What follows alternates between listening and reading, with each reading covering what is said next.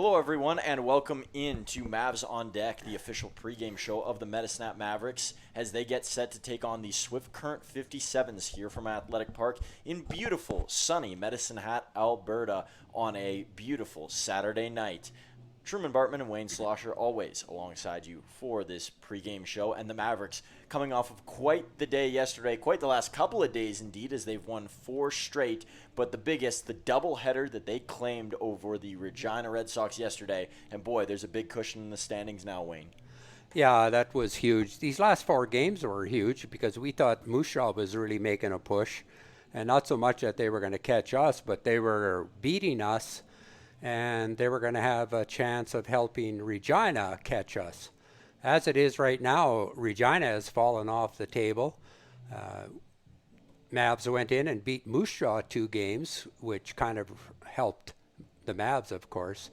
So as you mentioned, 4 games in a row. Beautiful night here tonight, and we expect a good crowd, a good game. Last time Swift Current were here, they beat us. And we kind of overlooked them, I think. We had beaten them, I believe, 5 games up until then. And they came in and they surprised us. And hopefully we're going to learn from that. We can't take any team for granted. The one player that they will have to go without tonight is Luis Ayala, so it might be a bit of an uphill battle for the 57s. Also notice that Wilmer Enriquez not in the lineup, so their 2 big stars both unavailable. We'll talk more about the Ayala incident as the night goes on. There's a lot going on in the WCBL, a lot going on outside of just the Mavericks playing. But the Mavericks have kind of stayed to themselves recently, and they've been getting really good results, as you mentioned, Wayne. Coming into this game, they have a bit of a different look on the mound. I guess we'll spoil the starter in Ryan Harney, a guy who's only come out of the bullpen and really isn't pitched more than 1 or 2 innings in a game. How might that be something that Swift Current can get to, and what's the risk with going with a bullpen-like format here? Well, I think JT is looking at, we're already in the playoffs, and there's a real good chance we're going to finish second. So he wants to set up his starters, Roberts, Dornan, some of those guys. He wants to set them up for the playoff round. And we had great pitching last night, only used 3 pitchers in a doubleheader. And this is a good chance to see what does Harney have, not only for the rest of this year, but next year. Is he the type of player that's going to add to the team for the rest of this season?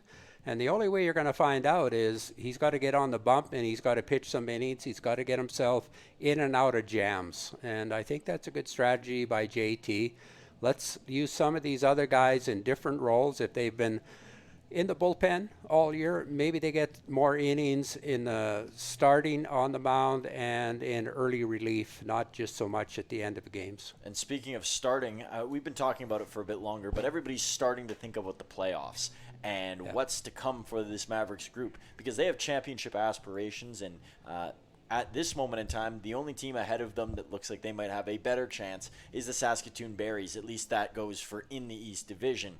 So it'll be interesting to see how things flow through there. But at this point, at the end of a year, you got to start thinking about playing playoff baseball and treating every game as if it's a do-or-die scenario. And we hope that the Mavericks get to something like that tonight. Yeah, they've got to gear up, and they got to make it as if every inning is 0-0. Forget about what the score is. You want to win each inning of the ball game, and that's going to keep that focus sharp throughout the rest of the season and hopefully into the playoffs. And we will, before we get that far, we'll put a pause on playoff talk, and we will not only resume the action here from Athletic Park and get you our starting lineups and everything you need to know before this game takes off, but we will focus a little more on Swift Current and Medicine Hat. We'll be back after a few quick words from Flow Sports.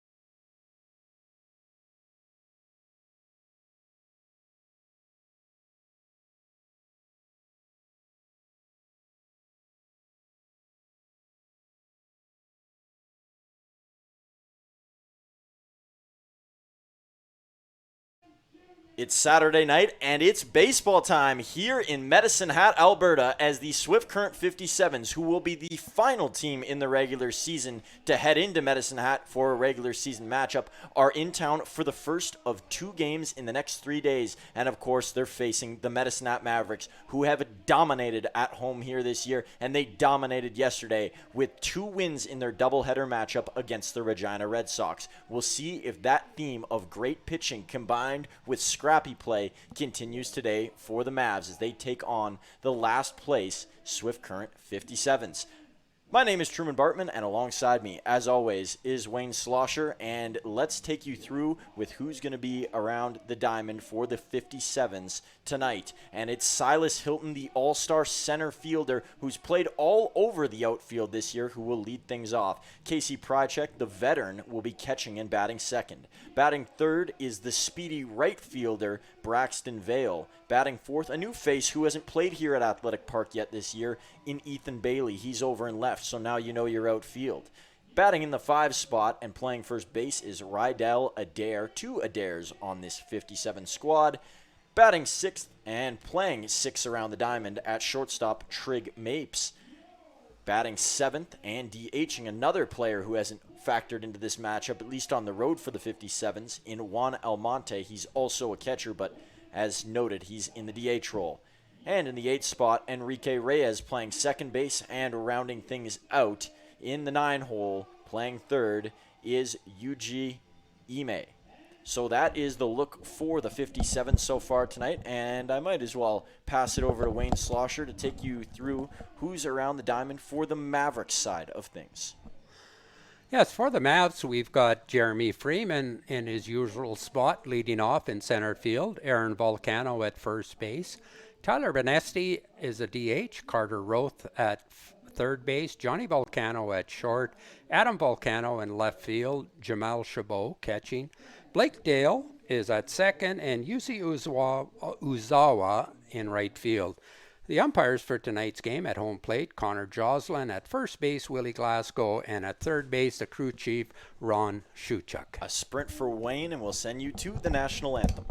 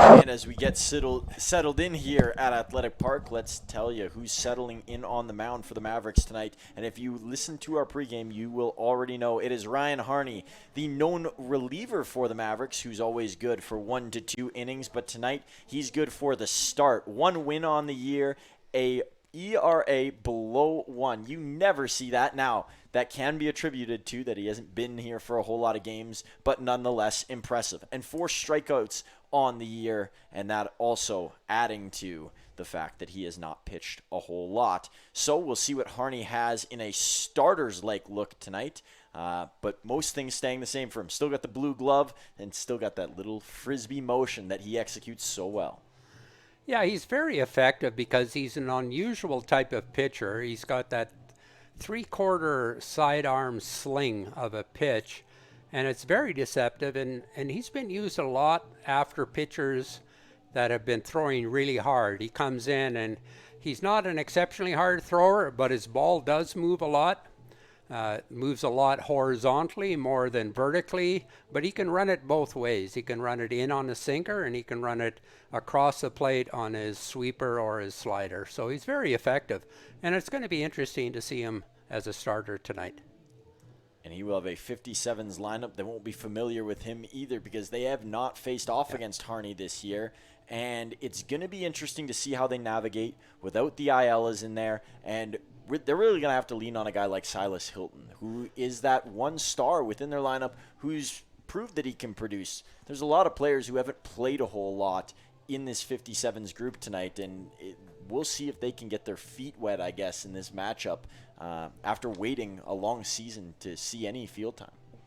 Well, and it's a different look with Kenny Jenks down at third base. He'll be coaching tonight.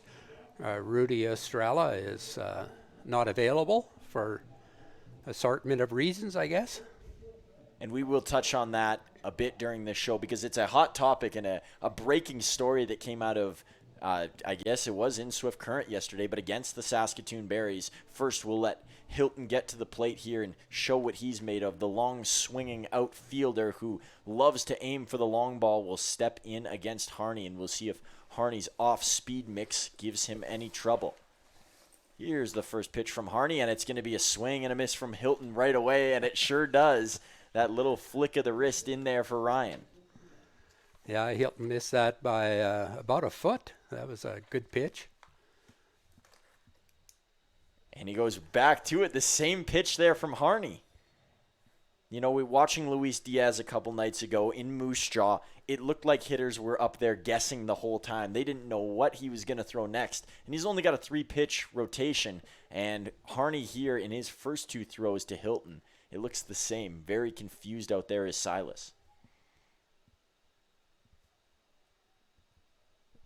Harney gets the sign. Chabot ready behind the plate, and here comes the pitch. This one's going to be hit high over to left field. A little bit of an odd jump down there, but the play's going to be made, and that's out number 1 as Harney gets a flyout. Casey Prychek, we've talked about him as a veteran presence on this team, and you know, we noted Hilton off the top of the show that they'll have to lean on him, but Prychek just as much. He knows his way around this park, knows his way around the WCBL, but he doesn't know his way around Harney yet. We'll see how he deals with the righty. Well, I think Harney's going to be most effective by having them put the ball in play. And that's what they're going to want to do. When you see somebody that's not throwing that hard, you think, okay, I'm going to tattoo this guy. But if he gets you to hit his pitch, you're going to hit it, but you're going to hit it to one of the defenders somewhere. 1 strike on the count already to Prychek. We apologize once again. The count not working on our score bug tonight. We do have a score bug that we think works. We know we had problems with that during the Regina game yesterday. Technology has not been the league's friend. The WCBL seeing a lot of outages in the last couple of days, specifically on Point Streak. A couple of games still not submitted from last night because of the problems that they were having. Everything crashed around the 4th inning in the first game of yesterday's doubleheader, and the league still working its way back from that sticky stretch. So if you're wondering why you can't see box scores, that is the reason. And if you're wondering why some of the stats aren't updated, that is also why. This one grounded to Volcano at first, underhander to Harney, steps on the bag, and there's out number 2 as Prychek is down via the ground ball. Braxton Vale, a special player. He's been in that 9 spot the last couple of times we've seen the 57s, but an electric presence and a great athlete as he steps in. On that right-hand side, the lefty will go to work against Harney.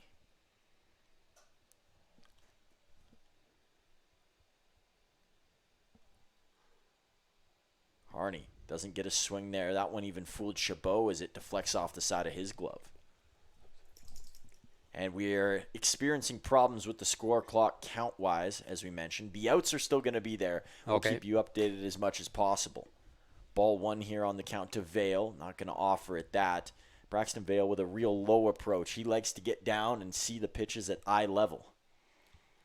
I think we saw him batting lower in the lineup last time. Did he not bat ninth? He was at that 9 spot, but Yeah. a hitter that you can put anywhere in the lineup. He's effective as he swings there through that changeup and not able to make contact. Harney's got a lot of movement on his pitches and very deceptive. Pitch from Harney there, and that one's going to clip the side of the zone. That's a tailing fastball, that sinker fastball that runs away from a left-handed hitter or runs in on the right-handed hitter. This one's going to be grounded. Wow, Volcano. Lots of business in the first, and Harney, his second play as he taps it out there.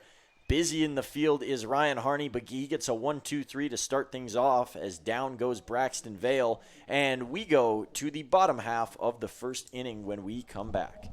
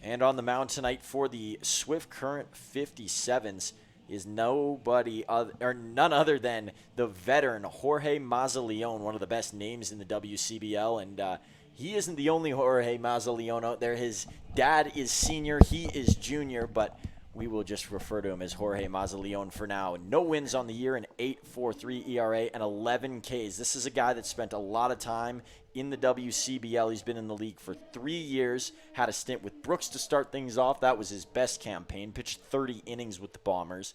Then was in Sylvan as an infielder, went to Swift halfway through last year, was used primarily as a pitcher as he's going to plunk Freeman Jr. there, and Jeremy's off to first base.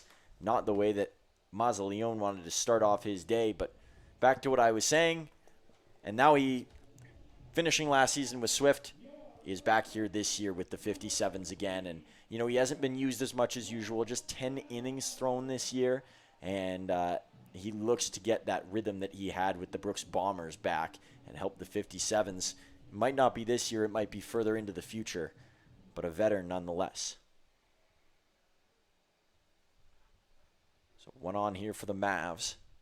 We've seen them have trouble with runners on the base path. Yesterday they were able to collect a couple of runs, but not as many as we've seen, and maybe that was due to just being 7 innings of work for both teams. Well, with the good pitching last night, the game went by in a hurry.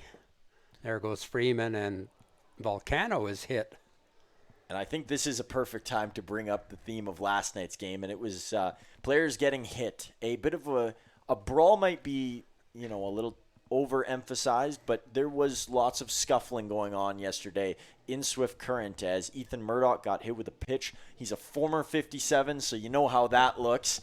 Obviously not happy about it. Then later in the game, Luis Ayala, who's not in this one today, hit in the face, and that ignited a bonfire down there. There was plenty of, people getting in each other's faces. I'm sure the language wasn't great. Players being held back. And then after everything looked like it had calmed down and we were going to get back to the action, players could be seen running. There's a small concourse behind Swift's home plate. players from the Berries dugout could be seen running all the way around, directing their attention to something that was happening over near the Swift Current dugout and near the stands on that side. We don't officially know what happened. We're not going to speculate, but that is an ongoing matter within the WCBL, and not something you like to see when teams get into it in a physical way and a verbal way as well. No, that's unfortunate that things like that happen. And let's just hope Ayala is going to be okay. He was the one that got hit, I believe, in the face, and wherever Murdoch got hit, hopefully he's going to be okay. And you don't want to see anybody getting hit on purpose, because this game is hard enough without having to deal with injuries, and something can end a player's career for something so foolish. Venesti, 4-pitch walk here. Not a good start to the day for Mazzaleone as the bases are loaded here for Medicine Hat. Mazzaleone has struggled with the walks so far this year. He has more walks than he does Ks. I believe the walks, it's just one more, if I can remember correctly. We'll get an official tally for you. Yeah, 12 walks to 11 strikeouts on the year for Mazzaleone. Well, he hasn't thrown a strike yet, and we've got bases loaded with nobody out.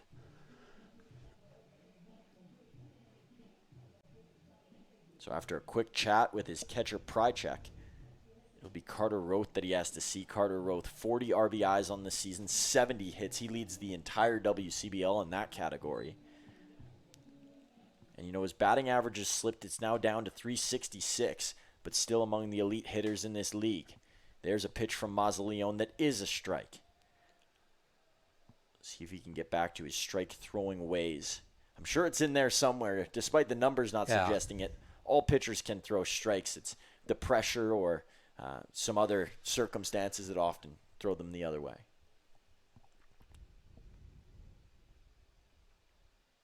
Ooh, that one above the head of Roth. Going to bounce right back to the doorstep of Prychek, and Freeman will not come in to score. He'll hold up at third. Yeah, he just seems to be struggling with his release point. And there's not a lot of players on the 57's bench right now. They do not have a lot of options arm-wise. Roth's going to hit this one skyward, and it's going to go a long ways back there into left field.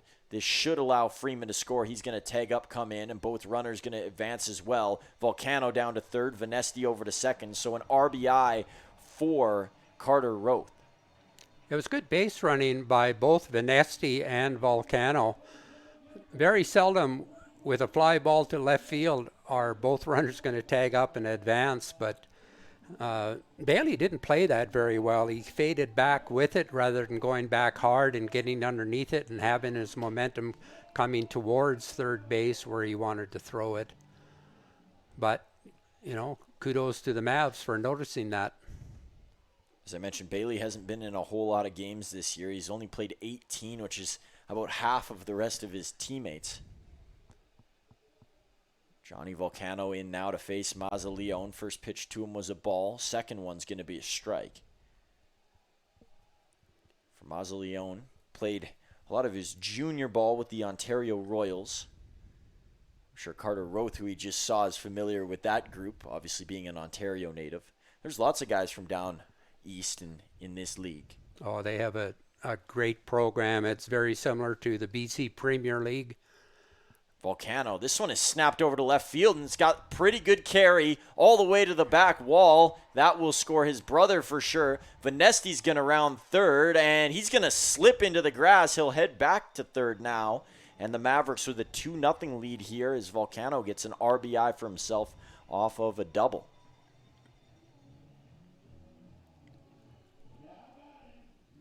This will send up Adam Volcano, just the one out. That was Carter Roth who put it in the air, but still an effective out as a run came in.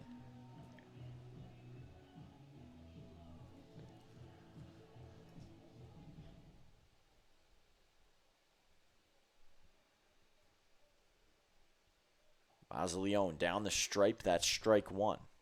There is a player warming up for the 57s. Ball just rolled away from him. We'll see if we can get a number in a moment's time. Volcano hit with 2 strikes here, and good job by Mazzaleone to get ahead in the count. believe that's a 3 at the front of it, Wayne. I know you're squinting down Yeah. there as well as I am. Is it 30? Well, there isn't a lot of pitchers to choose from on this No. roster, so your chances of getting it right are pretty high. Well, they've got three lefties in the bullpen, but they all start with a 4. Volcano's going to foul that one off and hit himself in the chest.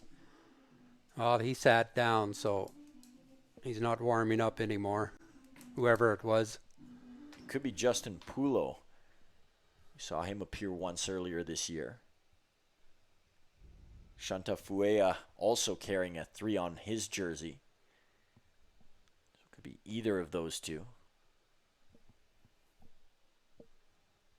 2-2 the count here to Volcano.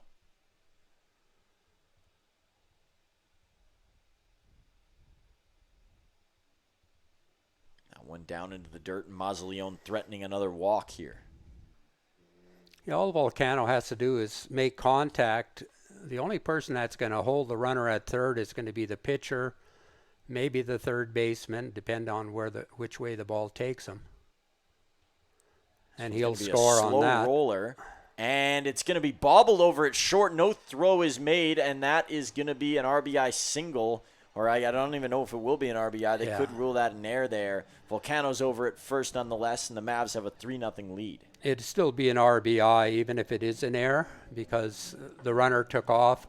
And it should be a hit because there was very little chance that Mapes was going to get him at first because Yuji kind of screened him running across in front of him. So Mapes had a tough play, but Volcano gets a single and an RBI. No official ruling on the score clock yet. Mausoleon going to cross up Prychek there as he reaches out and keeps it ahead of himself. Volcano over at first and a Volcano at third. Adam and Johnny, the two on the base path. Aaron's already come through to score. Looking to score more is Nate King. That one fouled aside as Volcano was on his way over to second. He'll be turned backwards. They did give Volcano a hit on that play. I think we both agree with that call. Yeah.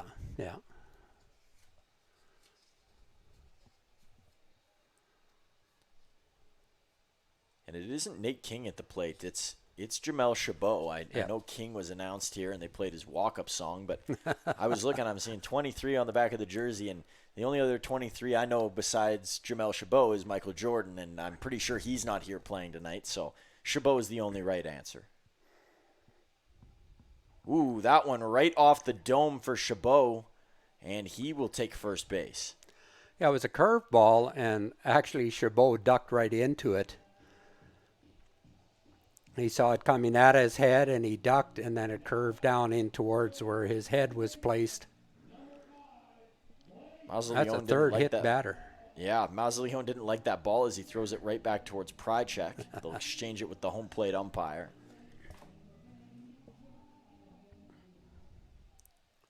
And now he'll have to see Blake Dale.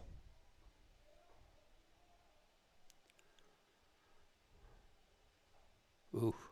First pitch dotted there from Mausoleon.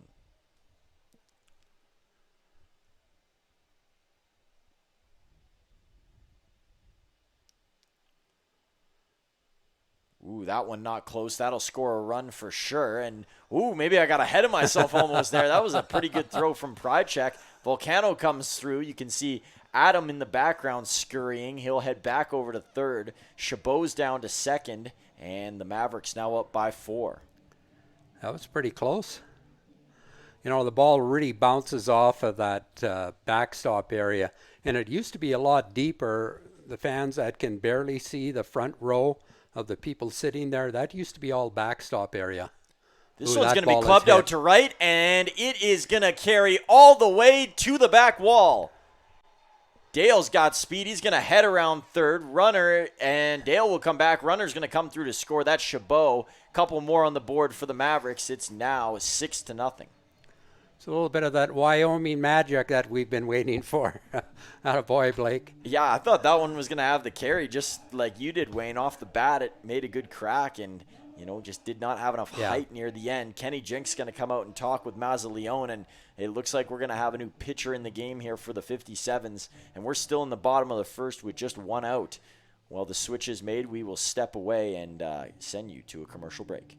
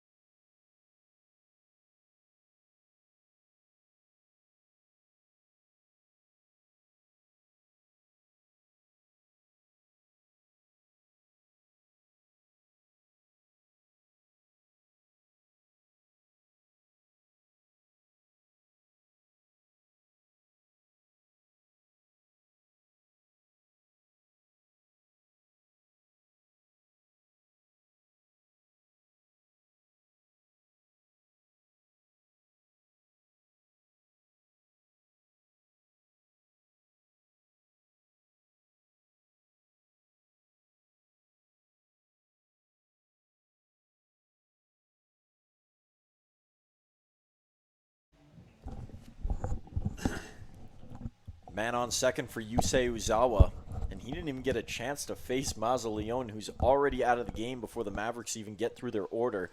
New pitcher on the mound is Justin Puello. Puello from the Bronx. A couple of guys from the Bronx on this 57's team. Of course, last time we were here, we saw Giancarlos Rodriguez come into the game. He's from out there. Jalen Gutierrez, saw him last year and this year. He's from that area. One fouled off by Yusei. Yusei's come a long way. He started the season on such a high, and then he had a long drought.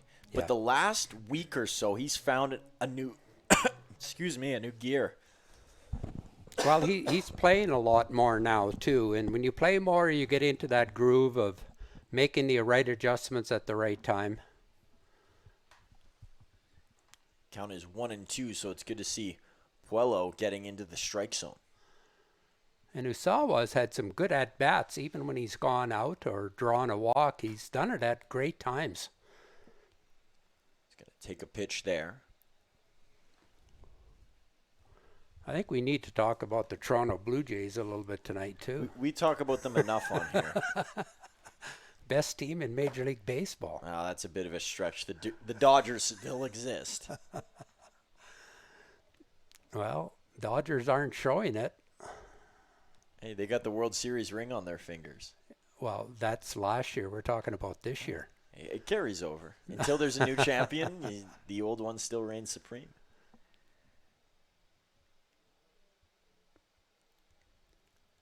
Well, I'm sure that the Dodgers, they're in the top 5 for sure.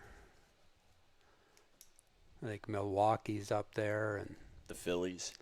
Phillies beat the Yankees again today. My goodness. Wow. You can't really call them the Yankees without Aaron Judge. This one's going to be hit over to the second baseman in Reyes. He's going to convert and out. Dale will move over to third. And if you're just joining us right now, the Mavericks already up 6-0. No, that is not a glitch in your scoreboard. You're not seeing anything. It's been quite the bottom of the first inning, and a crooked number early. We're usually talking about as the game goes on, when is that number going to pop up, if it does? And the Mavericks answered that question before we could even ask it. Freeman, his second plate appearance of the game. We're only in the first as Puello will send that one aside for a ball.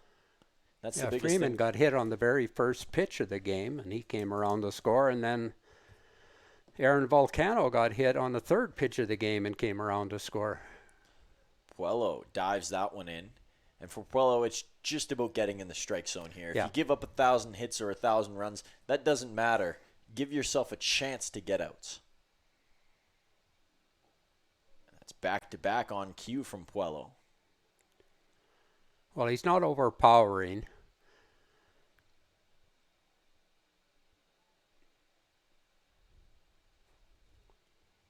Bouncer in the dirt there. Dale will shuffle along, and then he will back step over to third base.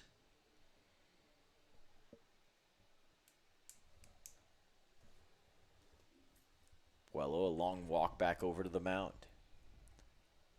A lot for Kenny Jinks to handle in the head coaching role. You know, it's already been a mess of a season for the 57s, and now you're trying to close it out, and you don't have your head coach. And there's been many moments where they haven't had him. In fact, he might be the only coach on the bench for them right now. Here's one from Mapes over to first, and safe is Freeman. 7th run of the game on the board as Dale's in to score.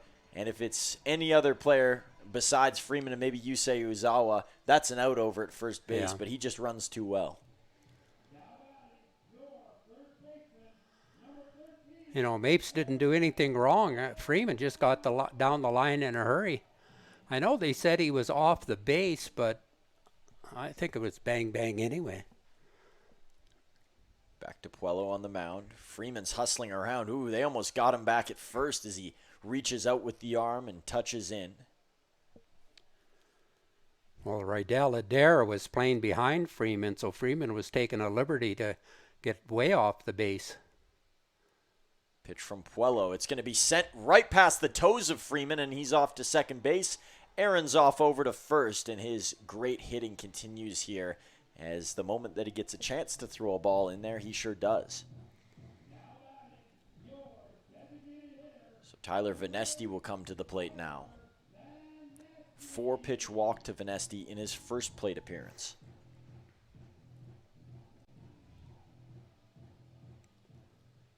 TV had to write a midterm after yesterday's game, so he was anxious to get that going. Hopefully it went well for TV. You know, a lot of these players taking summer school or even preparing for the school year that's right around the corner, especially in the States, some classes start way earlier. I heard that some people might be starting on August 10th. Well, we got a little problem down at second base with Freeman. Something's wrong with his eye. And yeah, they're going to bring an entire crew out. And it looks like Luis Diaz out there with a water bottle. JT's going to go over there. You're going to have a whole diamond visit here with Freeman. Well, they should do this on the grass if they're going to spill any water. Don't spill it on the dirt. And we've seen how it pools down there. I think even the slightest drop of water could make a big puddle.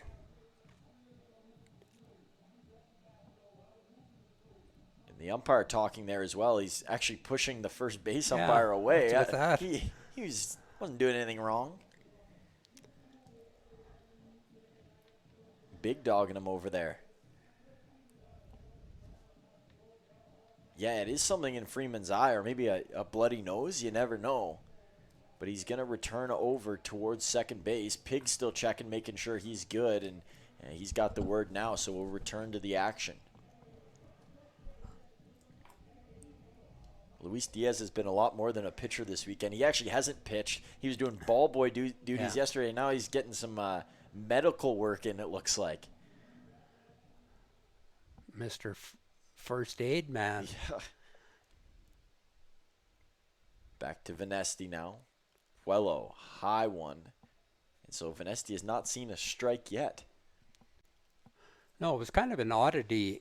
At the beginning of this inning, the Mavs had bases loaded on 7 pitches. which you don't see very often because not one of those pitches was a strike. One almost hit Vanesti in the head as he ducks aside.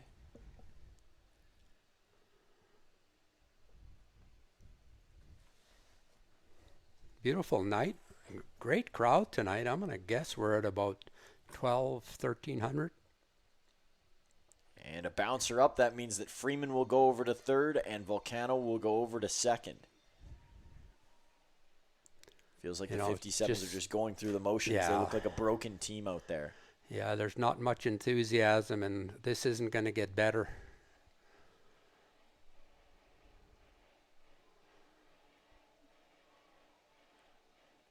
Puello back to the bump here. 2 runners behind him in scoring position. The Mavs looking for more. There's a strike to Vanesti. Counts 3-1. Carter Roth on deck.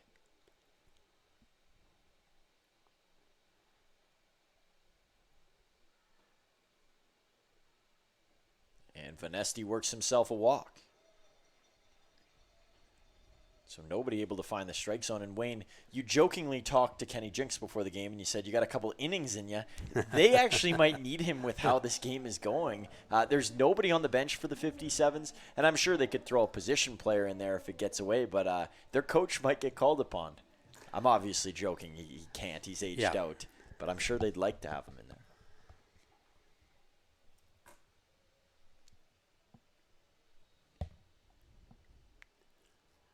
Yeah, this is one of those half innings that just doesn't want to seem to end. And Roth takes back-to-back pitches, both balls.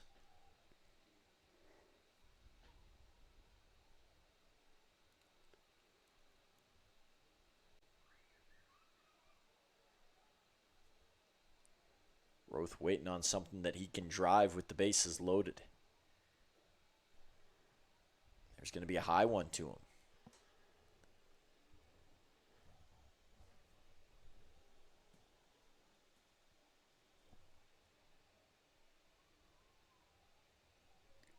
Strike to Roth. Not much entertainment going on right now. And it's tough to in a game like this. It seems to seep on. Deja vu, one of the longer games of the season was between these two the last time the 57s were here. And that'll walk in a run. Roth's going to go over to first base. And that will bring Freeman in to score. It is now 8-0.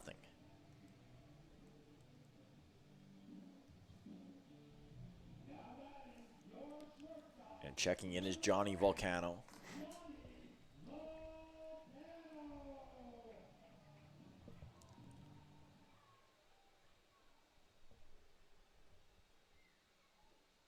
First pitch to him is going to be a ball. Well, I do remember earlier this year, for the fans that think this never happens, Saskatoon came to town and we were right in the thick of chasing them. And they put up a 9 spot on us in the first inning. I think Xander Roberts started that game. He did, yeah. And he couldn't get out of the first inning. I don't even know if he got an out. But that was a low point in the season for him. And we knew it was just a blip on his performance.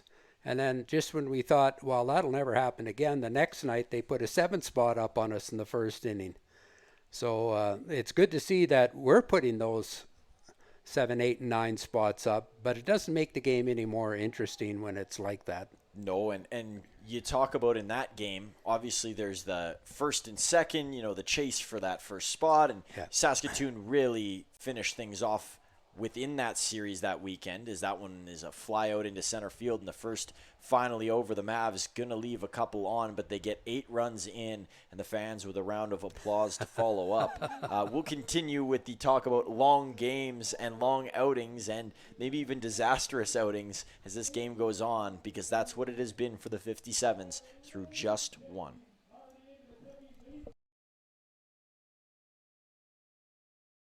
It's all in one spot, the WCBL YouTube channel. Subscribe today.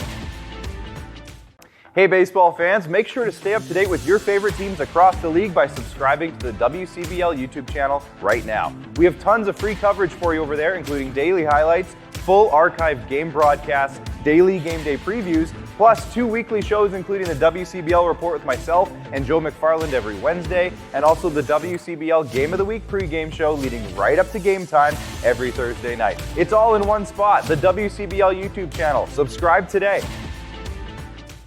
Hey baseball fans, make sure to stay up to date with your favorite teams across the league by subscribing to the WCBL YouTube channel right now. We have tons of free coverage for you over there, including daily highlights, full archived game broadcasts, daily game day previews, plus 2 weekly shows including the WCBL Report with myself and Joe McFarland every Wednesday, and also the WCBL Game of the Week pregame show leading right up to game time every Thursday night. It's all in one spot, the WCBL YouTube channel. Subscribe today. Hey baseball fans, make sure to stay up to date with your favorite teams across the league by subscribing to the WCBL YouTube channel right now. We have tons of free coverage for you over there, including daily highlights, full archived game broadcasts, daily game day previews, plus 2 weekly shows including the WCBL Report with myself and Joe McFarland every Wednesday, and also the WCBL Game of the Week pregame show leading right up to game time every Thursday night. It's all in one spot, the WCBL YouTube channel. Subscribe today. Hey baseball fans, make sure to stay up to date with your favorite teams across the league by subscribing.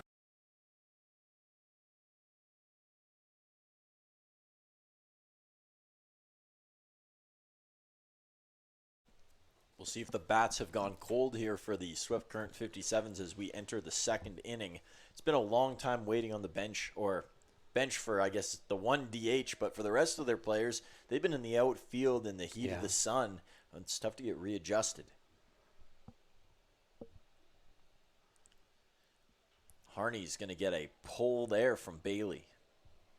Ethan Bailey, as I mentioned earlier, hasn't been in a whole lot of action this year, just the 18 games, short sample size. He's yet to hit a homer this year. He's got a .259 average. Just a couple of RBIs there as well.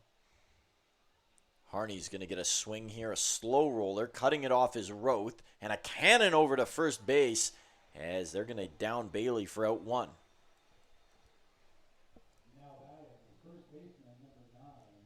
Chabot a long way back as he was covering over at first. And Rydell Adair will make his first plate appearance of the night.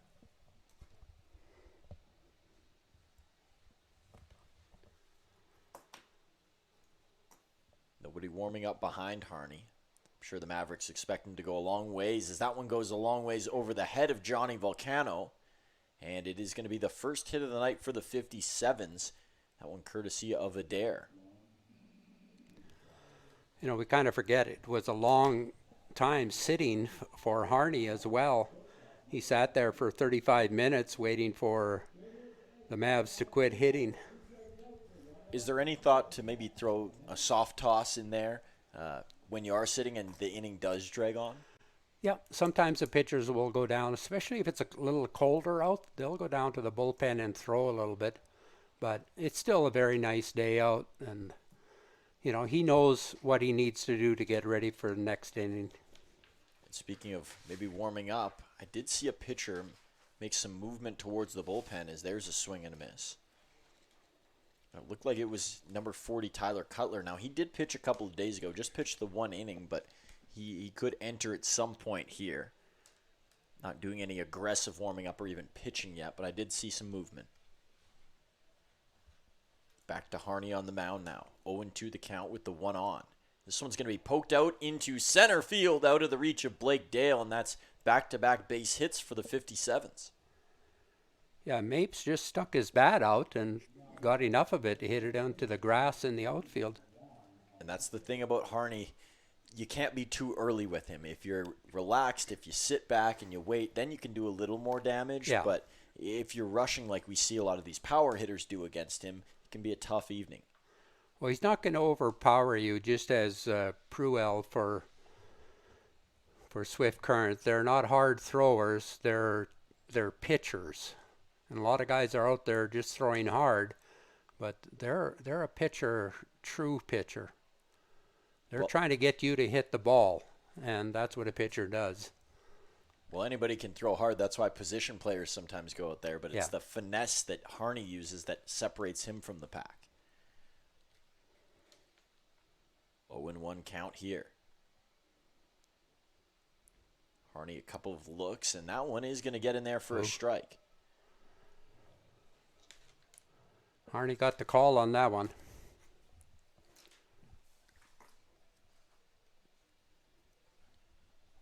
Juan Almonte behind here in the count, 0-2. And Almonte's going to foul that one away and keep himself alive. That one got too much of the plate. Chabot was set up probably off the play in the left-handed batter's box, and Harney threw it pretty well down the middle of the plate. He wanted to start it on the corner and have it break off the plate. Same setup now for Chabot. They'll try it again. Here comes Harney. This one going to be hit over to third. Tap on the bag. Throw over to first, and they're going to get two. An interesting double play as Carter Roth takes the long route, but he gets it to Aaron Volcano, and two are going to be left on for the 57s. The inning started promising, but it slowly faded. Yeah, good play by Roth. He knew the runner, he knew he had time, and he judged it accordingly. We'll now send it over to our official network, Flow Sports, for a quick message.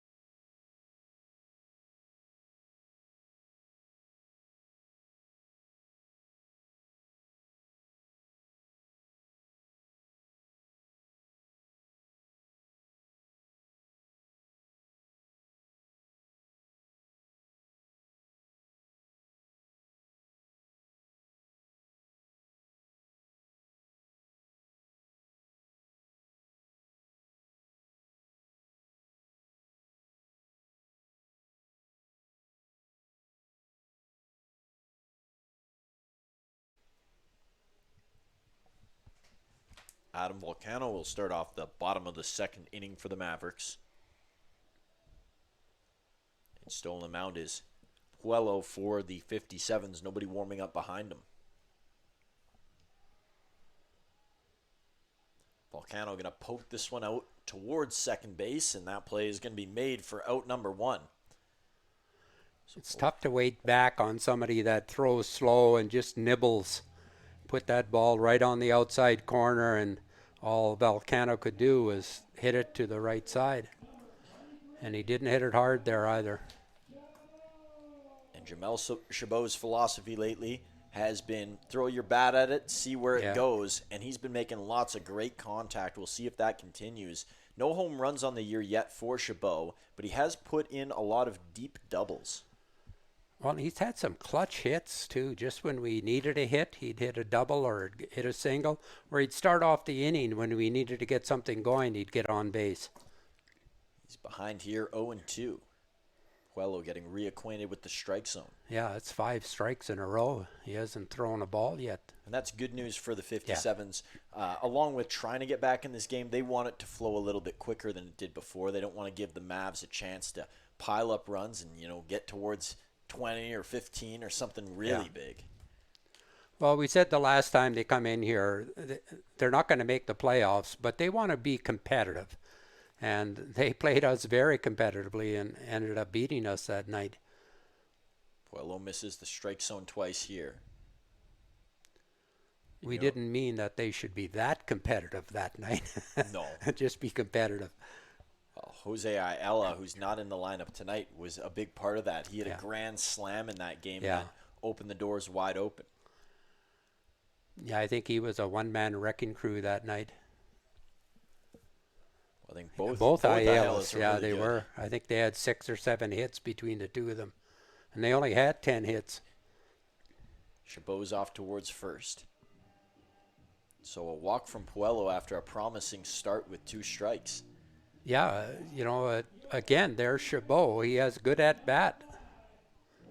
Yeah, I don't think Jamel's numbers stand out a lot of the time. His No. average really good. He's above 260.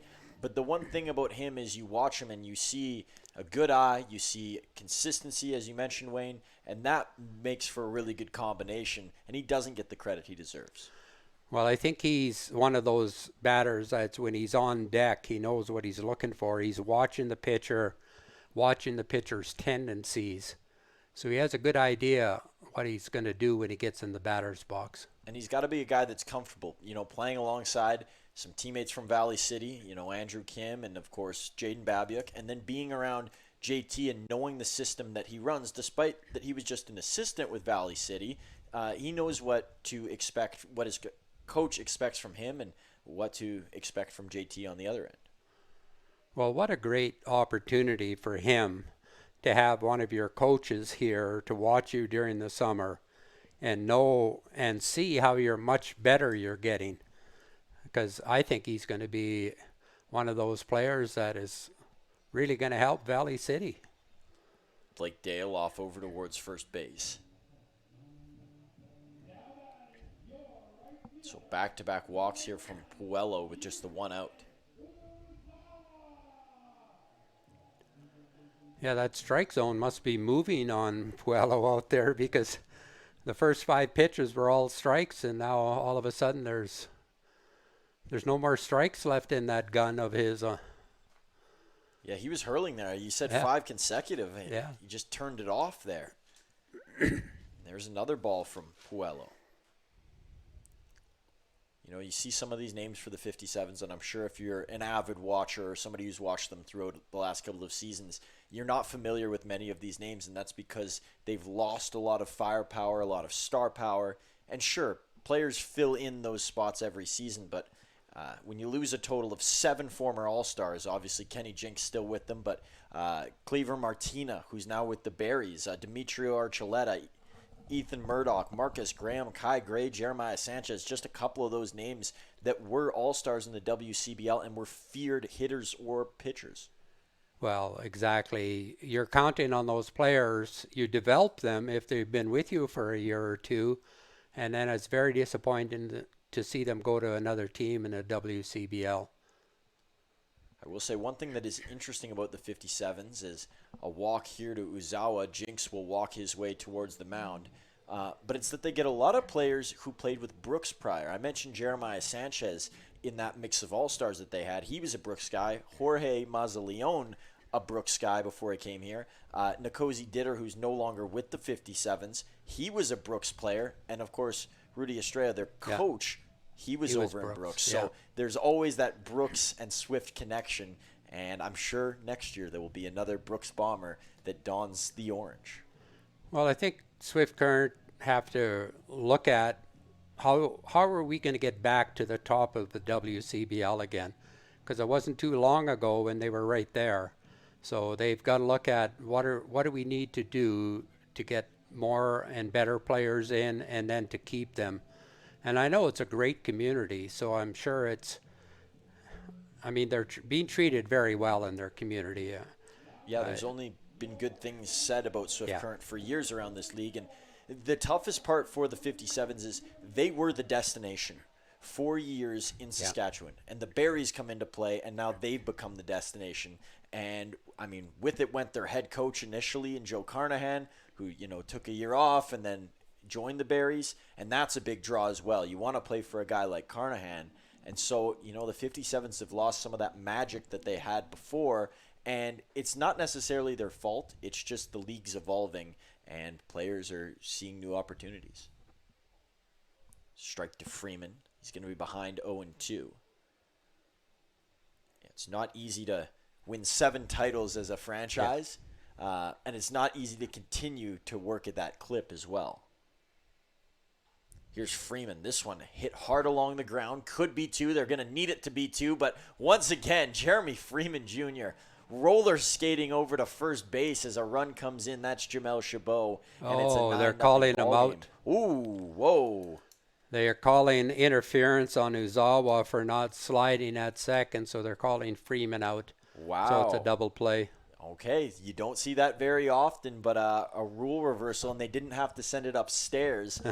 We will send it to commercials. When we come back, we will see the 57s and their bats.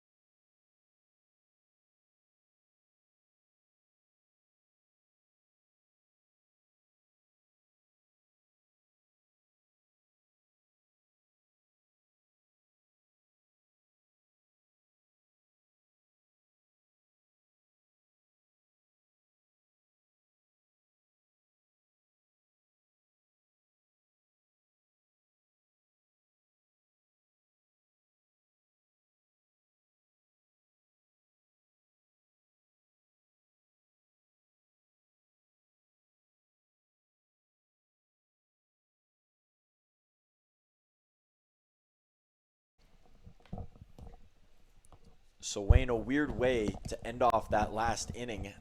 We touched on it briefly, but, take everybody through a little more in depth what just occurred and why the Mavericks didn't get a run. Well, the call from the crew chief, Ron Shuchuk, was that Izawa created interference on the relay throw to first base. But I didn't see it that way. I don't make the call. Oh, what a play. What a play over at what first. A play. A stretch out there from Volcano and an even better throw from Blake Dale. Wow, that was a great play. Boy, that ball just took a nosedive into the glove over at first base. I'm not sure he could do that again if he tried. Yeah, what a play by Blake Dale. He was behind second base when he came up with that ball and was able to get enough on it over at first base. Yeah, getting back to that play, the claim was that Uzawa interfered, but the second baseman, Reyes, easily got the throw off. It didn't affect his throw. It was just that he bobbled it a little bit at second base, and with Freeman running down to first base, they just didn't get him. Freeman flies. I mean, he's got 20 stolen bases this year. So a little oddity of the call, and not exactly sure, but I thought Uzawa slid, and as long as you're sliding directly towards the base, it's not interference. So now that you have a little bit of a better understanding of what just occurred, we'll get you back to Harney on the mound, who's already got one out. He's going to pull that one down to the dirt for a ball. I guess we should maybe revisit that throw over to first base. That ball took forever in the air, and I'm not sure how it got there in time. It's not like the runner in Reyes was moving very slow. It just happened to be at the right spot. I'm not sure Blake Dale could do that again if he tried it, 20 times over, put it in that spot. Well, he's a natural shortstop, and, they're very athletic shortstops, and, the ball in the air is going to easily travel a lot quicker than a base runner running. And people don't realize that. And all he had to do was get it in the air. And luckily he got it in the air and on target. And speaking of base runners, the 57s now have one. It's Yuji Imai over at first base. Yuji, mostly an infielder.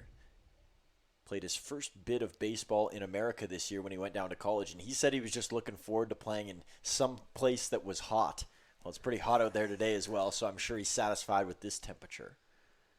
This one is going to be pulled down towards left, and it's going to be just foul off the bat of Silas Hilton. Yeah, it's one of those beautiful evenings for a baseball game. I think today was maybe 23, 24, 25-ish in there. Yeah, that's the sweet spot down here. I know for our American listeners, you're probably like, what are those numbers? But yeah.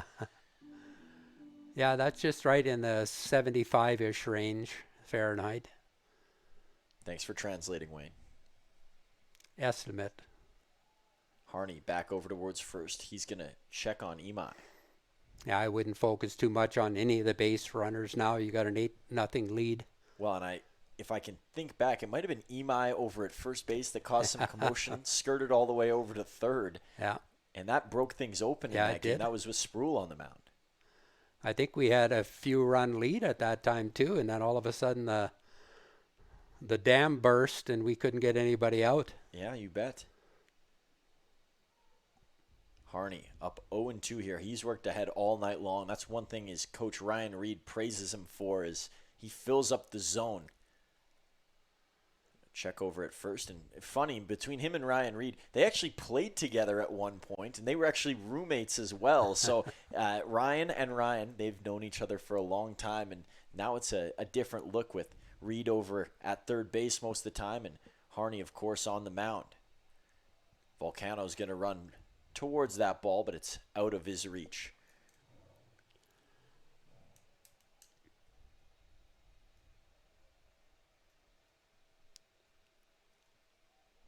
Harney will step back onto the dirt.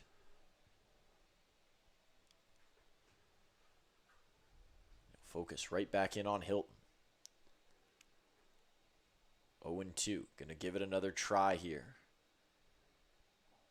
That one misses low. When Hilton first came out, he was swinging at anything that Harney would have offered him. And now a little bit more of a patient approach, and that's when Hilton can become dangerous.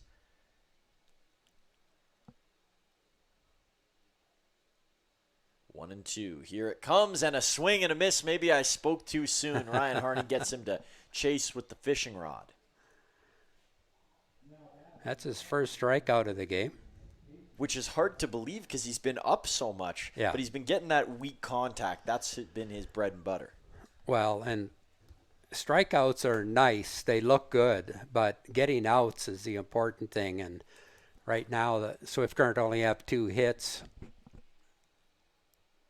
Although, speaking of strikeouts, the last 3 Mavs pitchers, Danny Retzlaff with 8 Ks, Xander Roberts with 10, Gary Dornan with 7. That's a pretty good bunch there. So Harney not in that company, but that does not mean, as you said, Wayne, that he's having an off game. No, he's a different type of pitcher. He pitches to contact. He wants the hitters to hit the ball. Just hit it on his pitch in his location.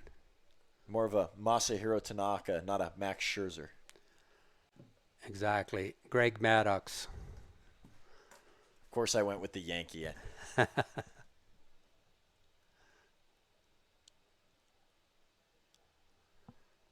one's going to touch the side. You know, he's just living on the edges of the plate, which is a good place to be. He's either in or off the plate, never right down the middle. Yeah, hitter's worst nightmare. And this might be a nightmare for Harney, but it's going to stay up and hang in the air. That's out number 3. So another inning completed for Harney. That's 3 now. That's the most innings he's pitched so far this season for the Mavericks. And we'll see if he gets any more. Nobody warming up behind him. He should be good to go from here on out. And do the Mavs have any more runs in the tank? They've got 8 on the board already, but they all came in the first. We'll see if there's more.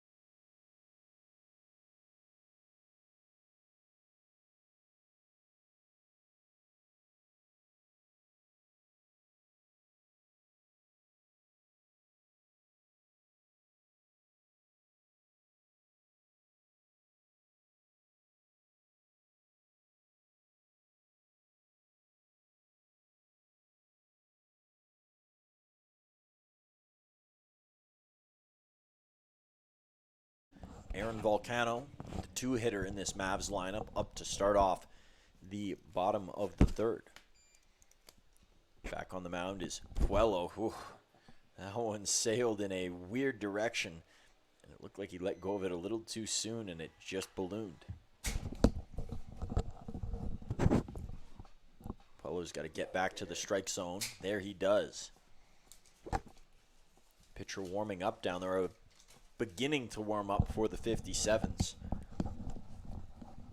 It looks like there's a 23 on that jersey. And judging by the names on their roster, it looks like we are going to see a jinx tonight, Wayne. It could be David down there warming up. Why not? Now, we probably got to make sure that it's actually the right jinx who's coming into the game and that they're not disguising Kenny down there.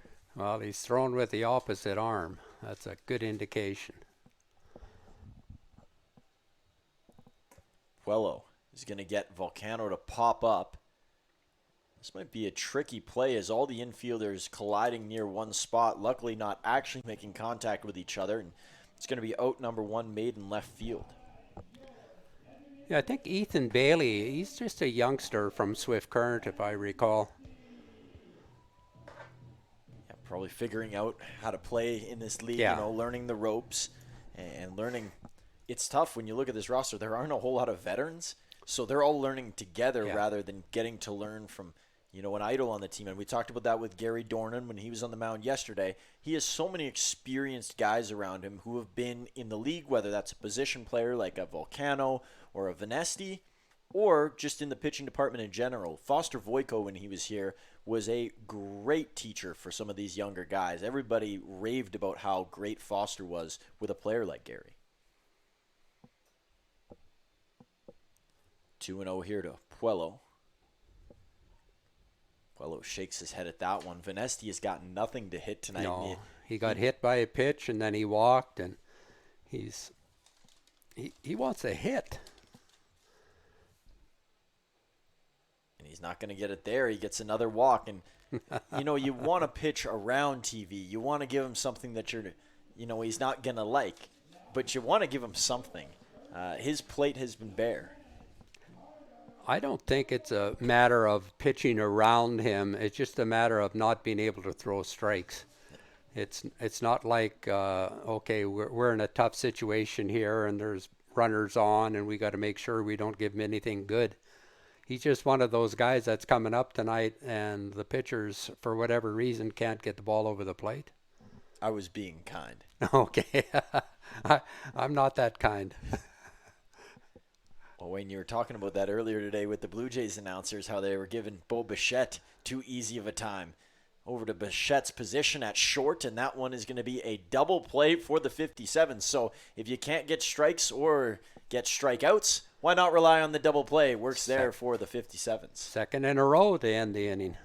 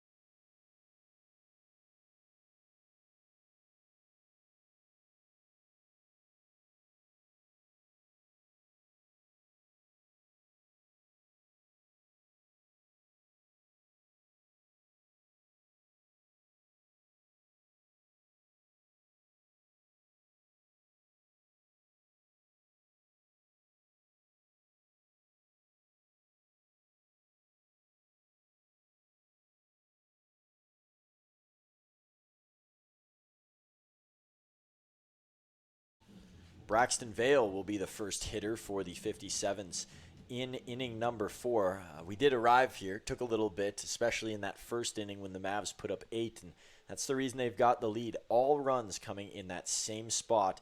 57 still looking to get on the board against Ryan Harney, who's done a great job of shutting them down. Lots of off-speed, lots of variety within that off-speed, and he is fooling these hitters continuously.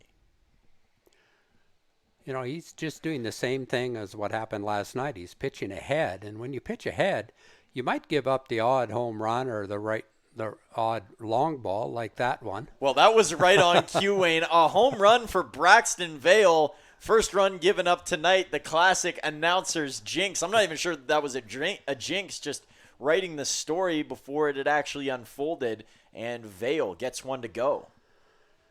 And, you know, that doesn't hurt because there's nobody on base. So, you know, that's just one of those balls that got up in the zone a little bit. But, boy, Harney's pitching ahead. And, you know, just keep doing what you're doing. You don't have to change anything. And that had a long carry out there as well. Yeah. Freeman thought he had a read on it initially in center, and it just went a little bit further than I think anybody in this arena expected. Yeah, certainly Freeman, he didn't think it was going to go that far. There's one that's going to be chopped over to Roth. He's done a real great job at third tonight, and a low throw there. It's going to be in time for the out. I think at the last second he remembered that there's sun over there and that he had to bounce it, and then didn't really get a good throw on it. No, he didn't. He didn't give the bounce that you need over there. That was that in-between hop that's very hard to get. Aaron did a great job at first base scooping that, and now Roth and Volcano are talking to each other. And, you know, you're exactly right on that. He remembered to throw it low, but then it was getting too close at first base. Well, it started with the double clutch there. You know, kind of questioning what's going on as there's a base hit, and that time it goes to Rydell Adair. He's had a good night on twice now. It'll send to the plate Trig Mapes, and another thing to note there prior to that exchange with Roth was going to mention, or I guess prior to the discussion about the Roth throw, is Aaron Volcano. We've mentioned in other broadcasts that he's comfortable over at first, but he loves it over there. He says, you know, there's not as much action in the outfield. I like being right involved in the play. Ooh, that one over his head, and almost had to make a miraculous catch over top of his head, and luckily that hit the screen and bounced back in. So Mapes will be over at first. The Mavs aren't going to continue this trend of a lot of double plays. They've been coming in bulk today.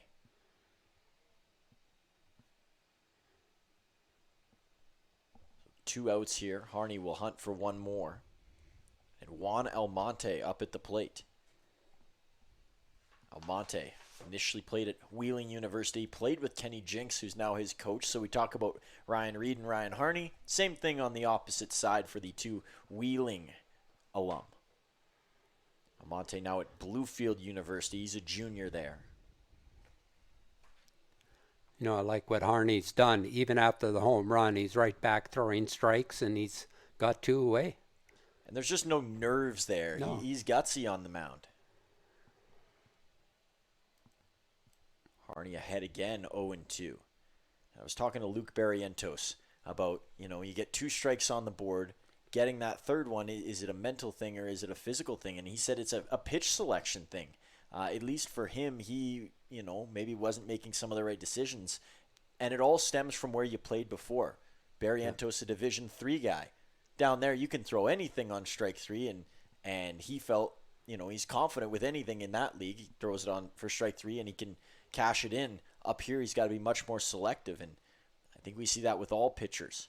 Harney selects right there as he gets a strikeout to Almonte, giving up one in that inning via the home run for Braxton Vale right on Wayne's cue as it sailed over the center field fence, and that makes this an 8-1 game. Let's take a look at the head-to-head for tonight's matchup, although we're already ways into it. The Mavs 30-17 on the year, a terrific record, and they're approaching the record that they had last season. 33 wins on the year in 2024.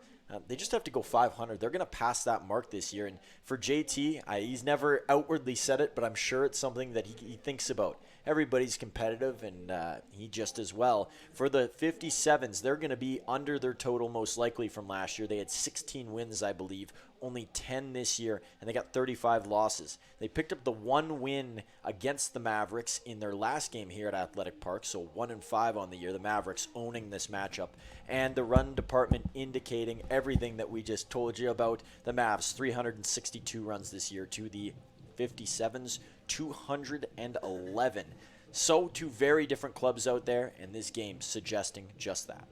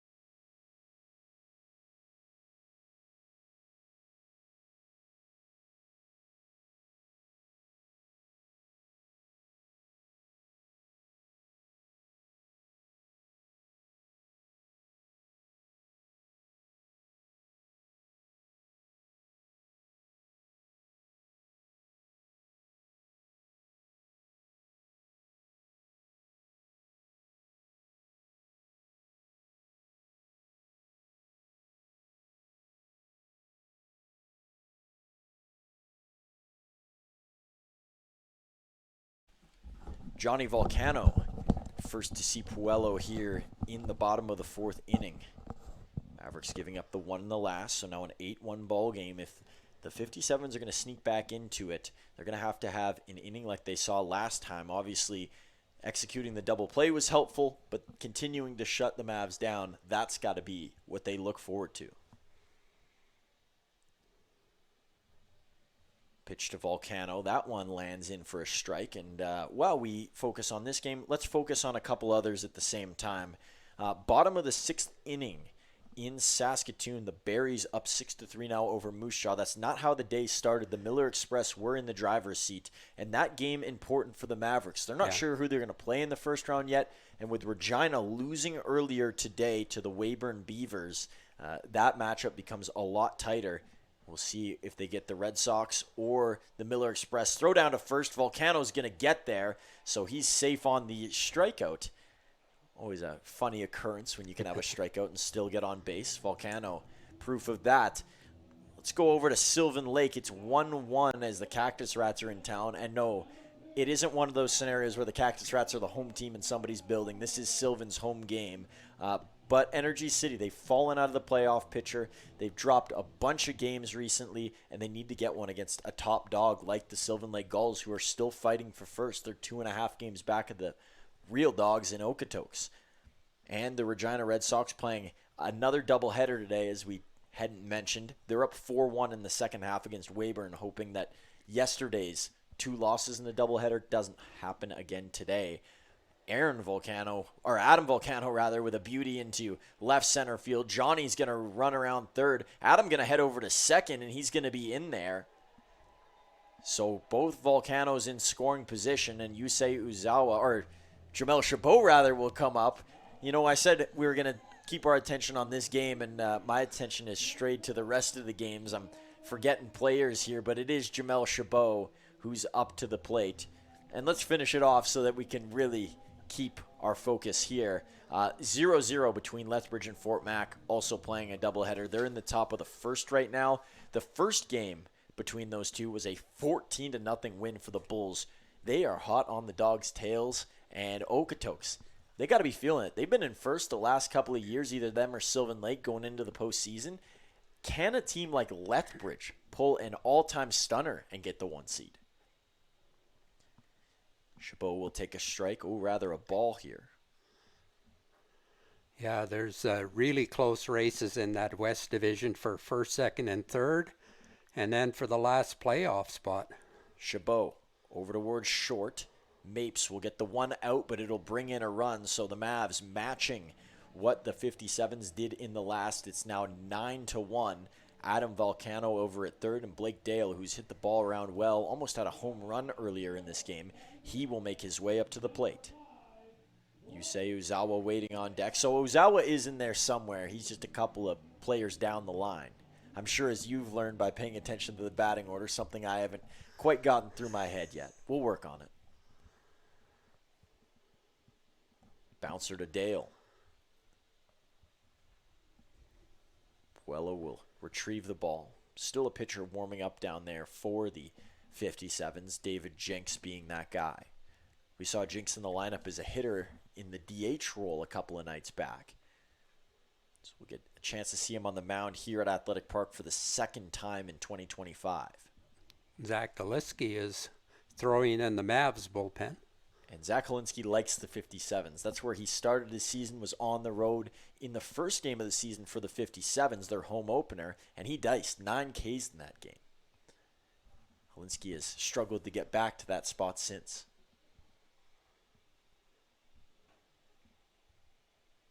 Puello into the glove on the mound. Still got to worry about Volcano, but he's not putting his attention over there. That ball is called high.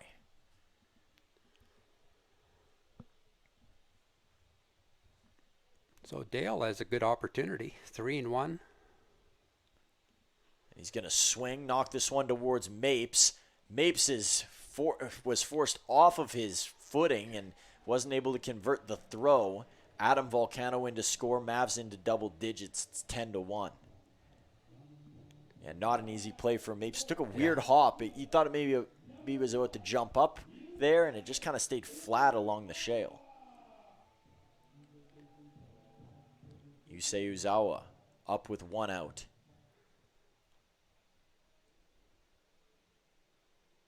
It's so interesting looking at the 57's dugout and seeing every single person that's down there huddled into one little corner. It's like they don't want to stay away from each other. I guess they all lived through COVID, so they're okay with being in close proximity now that they don't have to be 10 feet apart.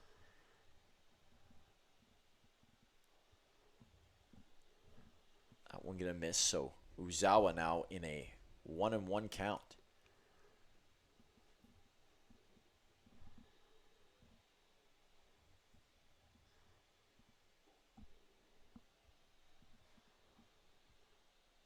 Uzawa, great patience.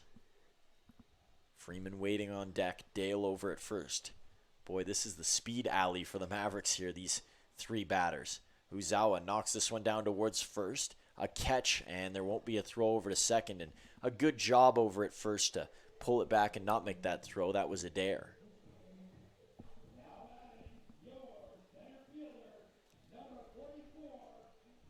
So Jeremy Freeman Jr., the next to take a run at things here. Puello will get set for him. Dale over at second base. I'm sure Puello won't be taking too much of his attention onto Dale. Keep things geared towards Freeman. Pitch to Freeman is going to be ball 1. You know, it's good to see the Mavs come back and score again. You know, the game was just at a lull, and Swift Current had scored a run. We hadn't scored anything, but, you know, we took back the momentum into our dugout, and that's good to see for the Mavs. As soon as Swift scored, now we're back and scoring. And I think it's good for Harney as well. You know, you can get a little bit of doubt when you give up a home run. You give up 1 run after being perfect, and knowing that his team's there to add a couple and say, hey, we got you here. I'm sure he'll come back out and be right in the happy place that he was to start this game. Yeah, it didn't affect him. He gave up that solo home run, and, you know, he's got that good mentality of just, I'm going to throw strikes, and you're going to hit it, and the guys behind me are going to catch it. The reverse happening on the mound for Puello, who walks Freeman. Aaron Volcano will come up, 2 on for the Mavs.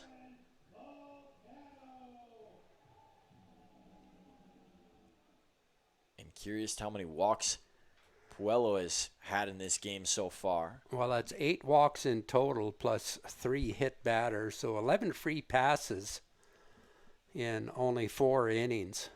And Mazleon had the 1 walk, but a couple of hit batters in there as well. So this trend doesn't just belong to Puello. No, No, it's not all his. That first inning was an absolute disaster. Both runners going to move ahead. And, you can let a game get away from you so early on, and it makes the rest of the game tough to play because you're not energized. Your focus isn't there. You're thinking about the trip back home rather than the trip that you have to go on to come back within a game. And we're seeing all of that from the 57s. And it's interesting because sometimes you expect these drastic emotions in a situation like this when things aren't going well. But it's almost emotionless out there because they've gone through the struggle for so long that, it's numbing. Yeah, and for the Mavs, they have tomorrow off. So it's, they're going to play tonight because if you play hard tonight, you got the next day off. And it's not that they haven't been playing a lot. This is their, sixth game in the last 5 days. They had the doubleheader yesterday. So they're playing a lot as well. That ball will. It's just so much easier when you know that you're going to be in the playoffs. And when you come out and you can score, put up that crooked number, that 8 spot, it does make for a less entertaining game. And a very redundant story. Yes. Puello. There's another walk. Speaking of redundant. Tyler Venesti ahead with 2 outs. Venesti a home run here yesterday. And lots of games in a row. And I think Tuesday being rained out was kind of a blessing for the Mavs because they hadn't had that stretch where, you get 2 days off. Because of all the makeup games that they had earlier in the year, it negated their one break that they had. And, you get the 2 days there, you recover, and they've come out guns a-blazing ever since. Well, Venesti's still looking, I think, for a strike to be thrown his way tonight. I think he did have the one, and he wasn't happy that it was called a strike. I'm sure he would take a Roldis Chapman on the mound, throwing 105 just to get one down the pipe.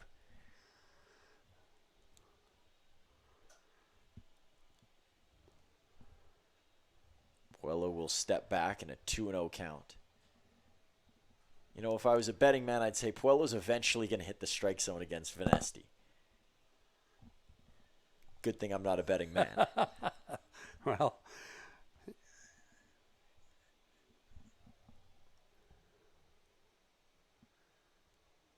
Puello, he's kind of been hung out to dry here as well. There's no escaping, and he's not going to escape the bases loaded jam. Walks in a run. Man, Tyler Venesti's getting his steps in. If he's got the step counter on, those numbers can be high. Carter Roth will come up with the bases loaded now, take his turn. Puello will have a quick chat with Prychek.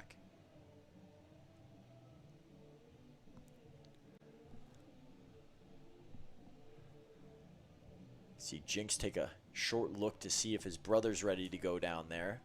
He's picked it up in the throwing department. And it looks like the home plate umpire is going to come out and break this huddle up between Puello and Prychek. yeah, it's 3 walks in a row. And here comes Carter Roth. Roth got a chance to continue to climb that RBI leaderboard. He's chasing William Edwards at the very top. Of course, Austin Gurney up there as well. And his teammate, Jeremy Freeman. Those two have been tied for a majority of the year as this one's pushed all the way back towards left. Does it have enough carry? It does! Carter Roth, a grand slam, and it is a 15-1 Maverick lead. Well, those 6 RBIs tonight aren't going to hurt. That's 4, and he already had 2. So he's got 6 RBIs tonight. You're just talking about he's in the chase for RBIs. And Carter Roth, people said that, he was slumping. The batting average was going down. But it's Carter Roth. What did you expect? The show is always on, and he's showing you why he's one of the best. 6 RBIs, as Wayne alluded to, and a home run to throw a cherry on top. So 2 outs, Johnny Volcano to the plate. Puello still scratching his head so far tonight as Volcano will swing and miss.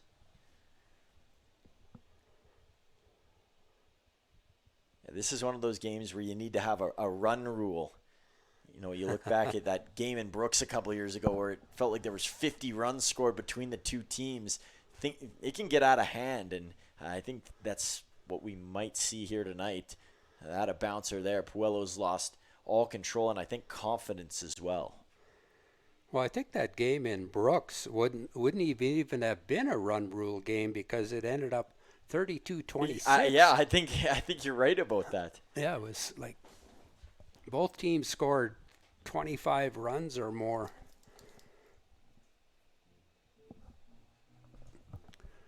I wonder how long that game went. It must have gone 5 hours. Oh, it would have been up there.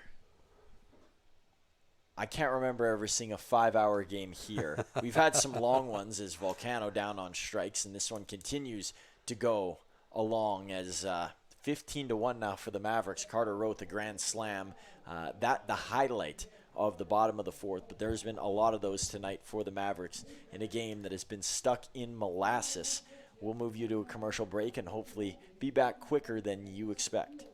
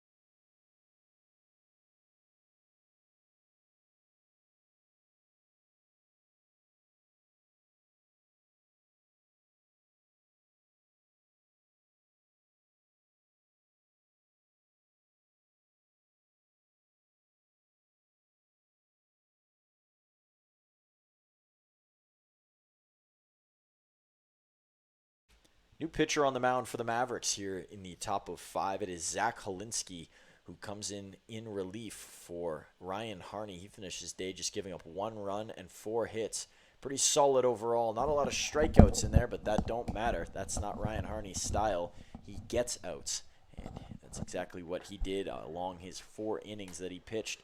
Holinsky did a lot of that against the 57s earlier, and can he get back to it? We know it's possible.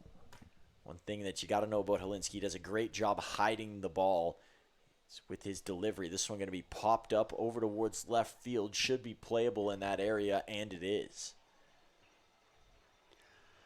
You know, getting back to Harney's game tonight, that was a great outing for him. You know, you mentioned not a lot of strikeouts. That's not his game. He's a contact pitcher, and he did a great job of that. He gave up the 1 run, a solo home run. You know, only gave up the 4 hits. Good job for him. Holinsky gonna miss on that pitch. In front of him sits Yuji Imai.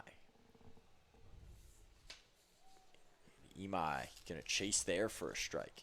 Imai out of Chiba, Japan, same place that Yusei Uzawa's from, so I'm sure they likely know each other. I also don't know how large Chiba is, so maybe there's a lot of people It's there. a suburb of Tokyo, which is about 12 million people. So maybe not. Yeah, they're right. It's just part of Tokyo. You know, it's funny because some of those smaller communities, you know, around Alberta, you think of the Stetlers of the world. Yeah, And, it feels like if you run into someone from a place like that, they're going to know just about everyone that you know from there. That not the case all over the world. No, especially not if you're dealing in those huge cities. I've been to New York City several times, and it's surprising how many people have never gotten out of New York City. This one's going to be fouled off. A good chase there from Volcano, but it goes too far for him over that foul fence. And it's also surprising how many people in New York City don't even own a car. They Very just true. use the subway all the time, the subway and the bus and Uber. And Yeah, the different walks of life, Yeah. It can often be staggering. You look here, not everybody owns a pickup truck, but you see more of them in these parts than anywhere else. yeah, exactly. Alberta is the Ford capital of Canada, I think. Can't say I'm a part of that group. No, I'm Drive a not sports either. car. Holinsky hops that one in the dirt. Count's going to run full here against Imai.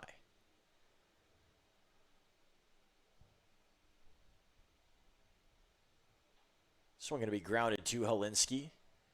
An underhand throw to Volcano at first, and that is out number 2 as the lights turn on here. And speaking of lights, if you look right now in the far right corner of your screen, you might see some flashing lights. There is a cop down there. Not sure what's going on. It looks like he's backing out towards maybe an RV that's down there.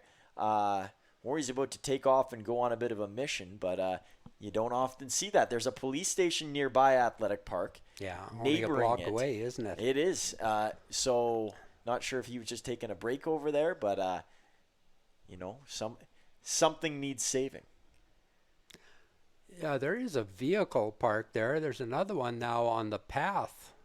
You're right, yeah. Swing and a miss there from Holinsky.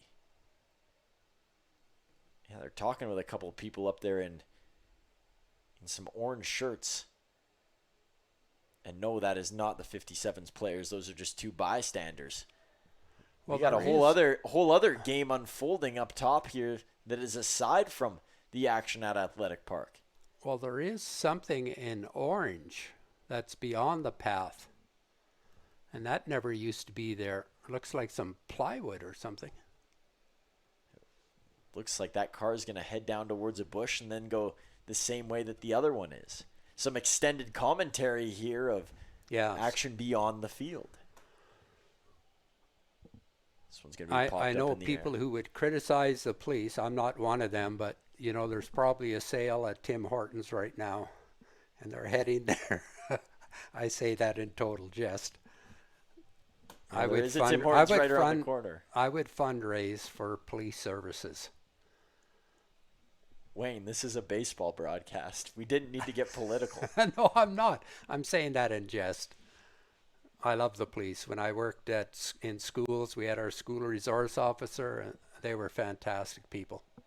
And using all of his resources well on the mound is Zach Holinsky. How about that inning? 1, 2, 3 for a guy who's trying to find his skip again, and he does so against the 57s. Hopefully a lot more to come from the righty. And while you guys may be stepping away, we got to do our, of course, head-to-head of the night. One guy not playing in this game, Jose Ayala. After what he did last game with the Grand Slam, it was only fair to include him on this graphic. 45 hits on the season, 30 RBIs, and a 274 average. For Carter Roth, on the other hand, a 366 average that is only about to go up after the damage he's done here with his 6 RBIs. So now that total up to 46 on the year for the Mavs second baseman, and he's got 70 hits. That doesn't include this game. I think he's got 1 or 2 tonight, so 71, 72 on the season. Carter Roth making his MVP case once again, just the 1 hit on the night, so 71 in total for the Ontario native. That is tonight's head-to-head, a little bit more insight on a guy who's making his hay in this game, and a guy not here but did a lot in the last matchup between these two.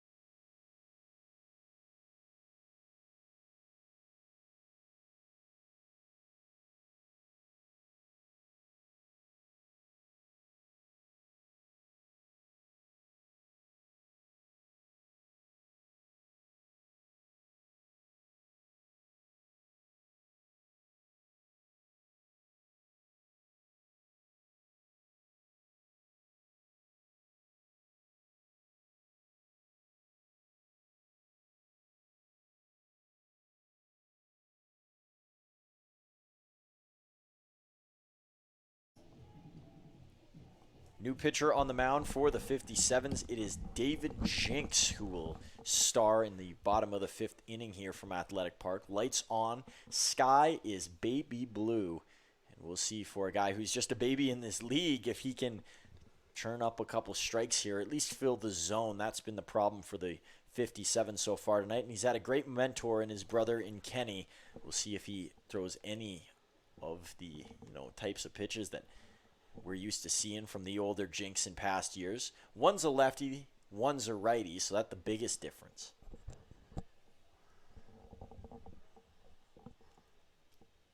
Two and 0 count here is David yet to find the strike zone. This one's going to be hammered out into center field, and that play going to be made over in right field rather by Vale.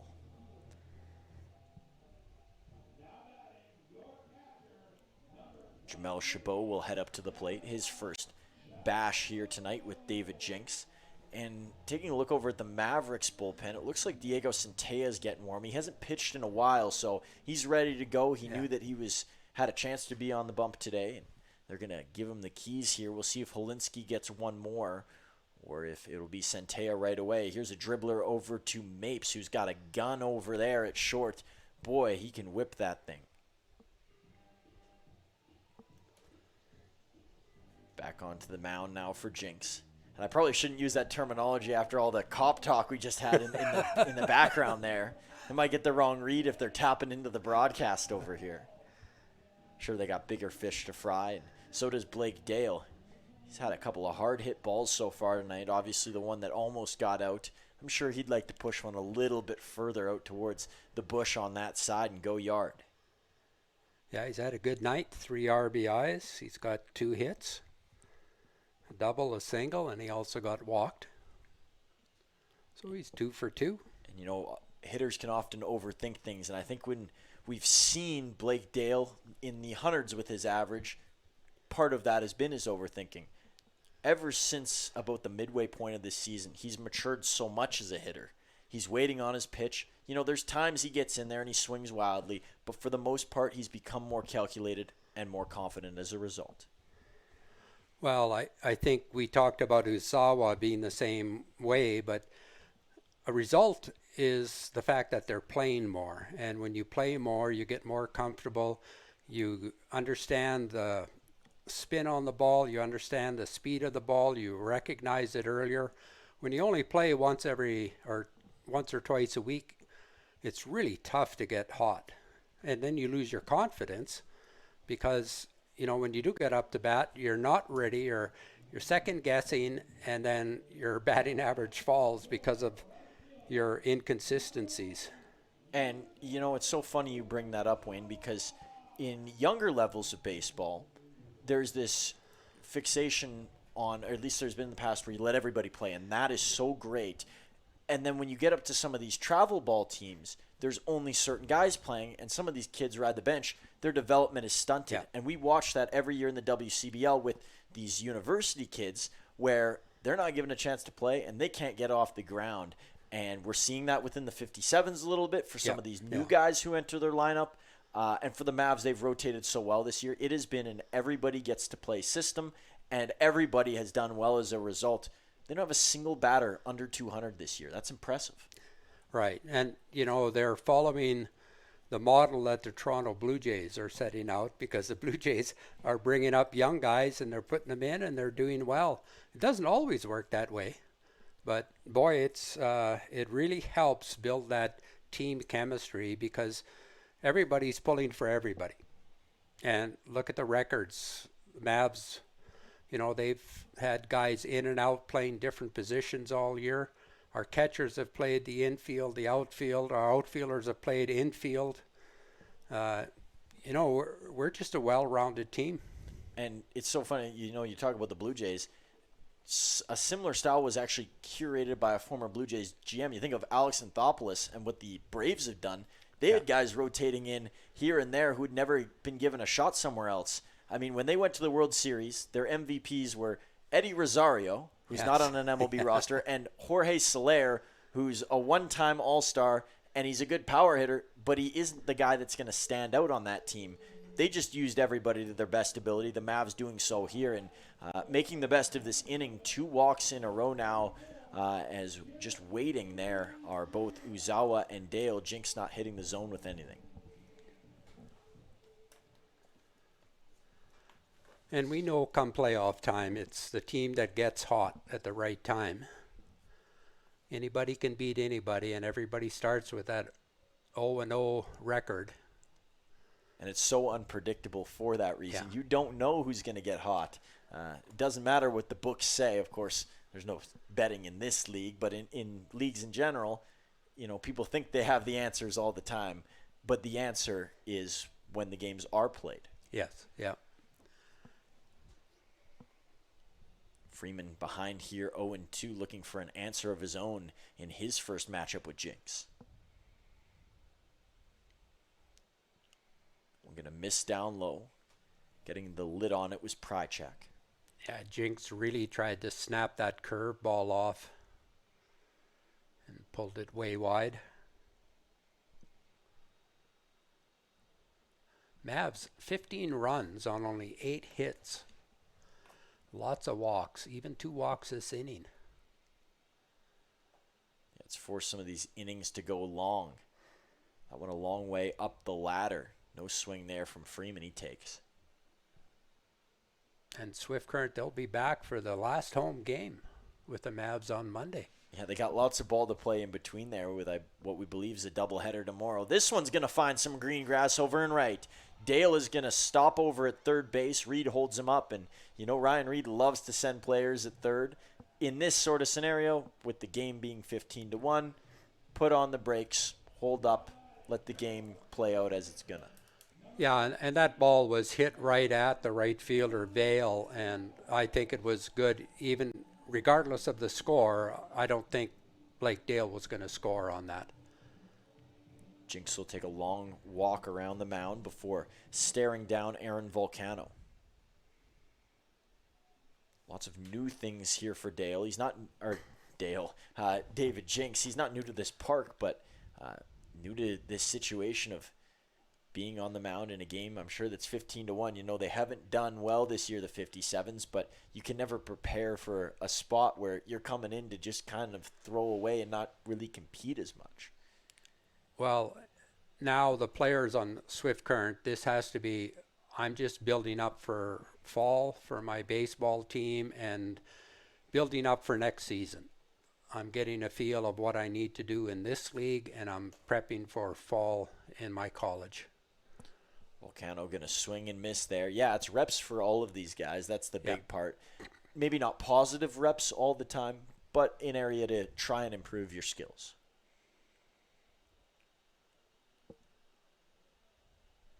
Jinx a long stare as he flares his leg forward, and that one hit into the glove of Imai over at third. Boy, that shocked him as it went into the back of the mitt. And that will get the 57s out of a bases-loaded jam and force the Mavs to throw a 0 on the board as we head through to the 6th inning. And wanted to touch on one player before then who is not in this game. That is Wilmer Enriquez, one of the elite power hitters in the WCBL. We haven't seen him for a couple games here against the Mavericks from New Brunswick, New Jersey. No, not New Brunswick in Canada. There is one down in New Jersey as well. That's where he hails. Goes to Cameron University. His teammate Donovan Borg also from there. Borg no longer with the 57s, but they started the year together. 5'9", 195 pounds. An infielder that is excellent, and of course, an all-star within this league.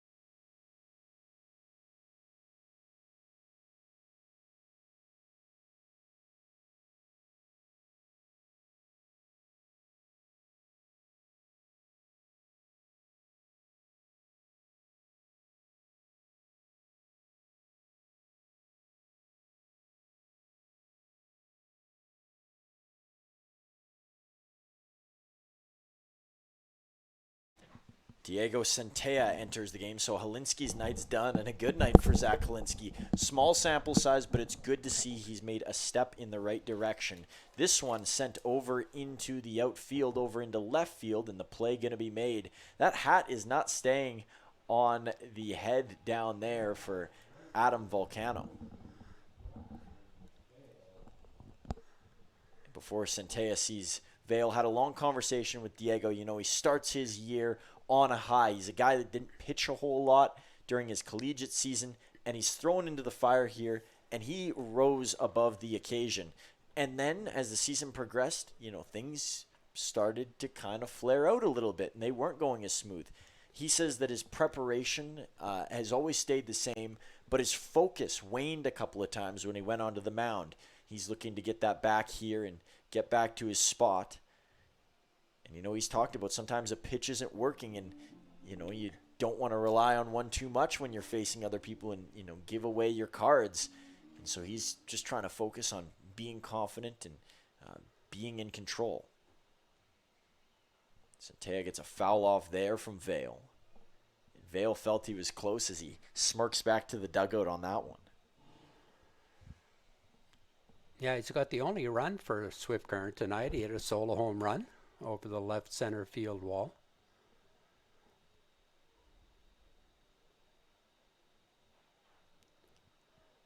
Centella doesn't get a swing or a called strike there. That looked close. And the clock says 6 balls, 1 strike. I'm interested to see what that counted for. He's on second base. Centella gets a swing there from Vale, and now he's in a better spot in this count. You know, I think 1 inning for Diego would be great tonight if he can have a nice clean inning. Count is full, and that one is not going to be clean at all as it spikes Vale. Long toss of the bat as he walks down to first. He's upset at Diego, but that's the first batter we've hit tonight. They've hit about 4 or 5 of ours, and we never said anything. Well, it's the frustration that stems beyond this game. It's a season full of anger. Yeah. But obviously, Diego isn't going to try to hit anybody. No.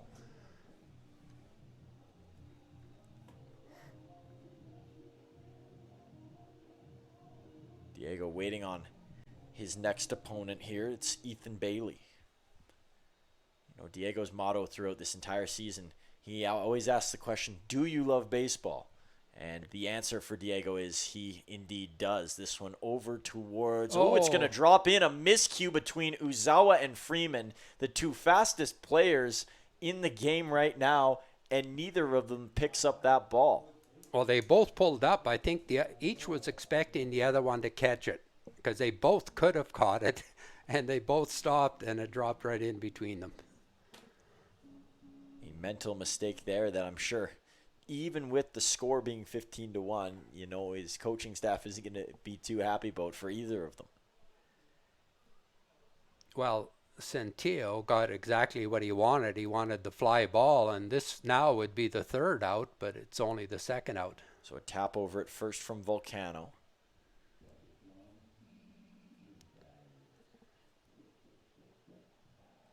Centella works back over to the mound now, and we'll wait for Trig Mapes, the shortstop. Mapes has been solid defensively all night long. He hasn't let anything really get by him, and he's used his arm power to his advantage. Yeah, he's 1 for 2 tonight. You know, I wouldn't mind seeing Mapes on the mound. He's got some heat to his fastball. The difficulty, though, is if you put a guy on the mound who hasn't been there and they just try to throw hard and all of a sudden their arm, something happens and, you know, you're not making the playoffs. You're not in a run. This one hit high. Freeman's going to get on his horse backwards. This one going all the way to the wall again, and it's going to clear. That's 2 times that Freeman thought it was still in the park, and it's gone. Centella gives up a home run here to Mapes. And Mapes maybe using that beer batter pressure to push things the other way. They announced just prior.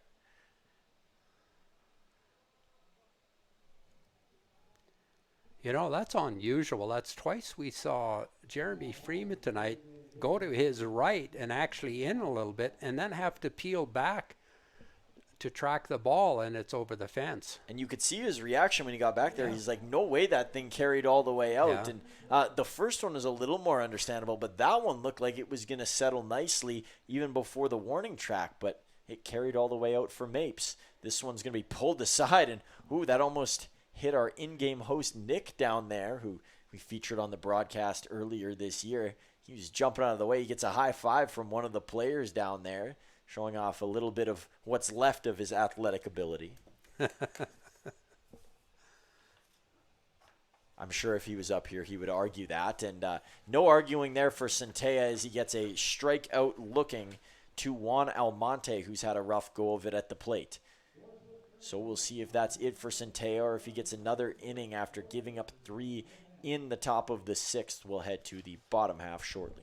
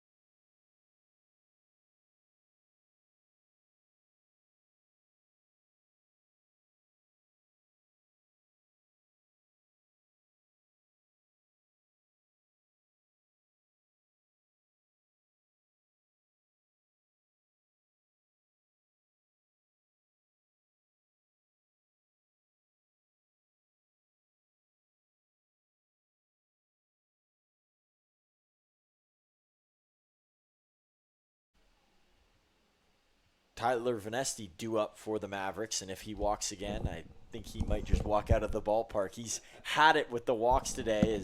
Guess what? The first pitch, ball 1. Yeah, he keeps throwing the bat farther and farther towards the Mavs dugout after his walks. This one might sail over the dugout and into the patio just above. The next time he goes up to bat, he's not even going to take a bat up there. He's just going to stand up there. Swing and a miss there. He saw something close to the zone and decided to hurl at it. Well, they finally threw him a pitch, but it was a change-up, and he was way out in front. Jinx. There's a swing from Venesti, but it's going to be a ground out to first baseman Adair.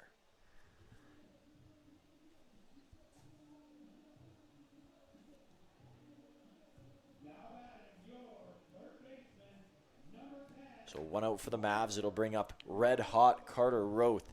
Wayne, talk to me about the night that he's had. Wow, he's on fire again. You know, we've been talking about his batting average slipping down a little bit, but that doesn't indicate how valuable he is to the Mavs. And JT has never lost faith in him, keeping him in the cleanup position. And tonight, 6 RBIs. He's got a sac fly in the first inning to drive in a run. Then he had a bases-loaded walk for his second RBI, and then his last at-bat, the grand salami. It's for a guy that doesn't hit a lot of home runs in general. He doesn't base his game around power. But every once in a while, he's able to power it through just like that. Well, that's definitely a single. That ball was scorched. Yeah, Ime had trouble handling it, and speaking of that, his hand is now being he's shaking it off. He's having trouble over there, it looks like. Well, yeah. It might not even have hit the inside of his glove. It might have hit him on the wrist. It came right up on him.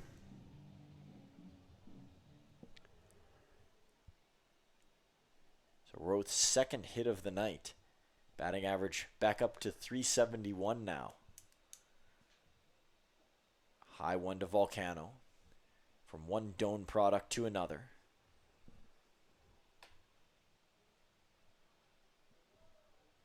Pitcher warming up in the Mavericks bullpen. It looks like it's a lefty. Can't see exactly who it is right now. I believe it could be Deegan Sanders. It's 15. And that is Deegan Sanders.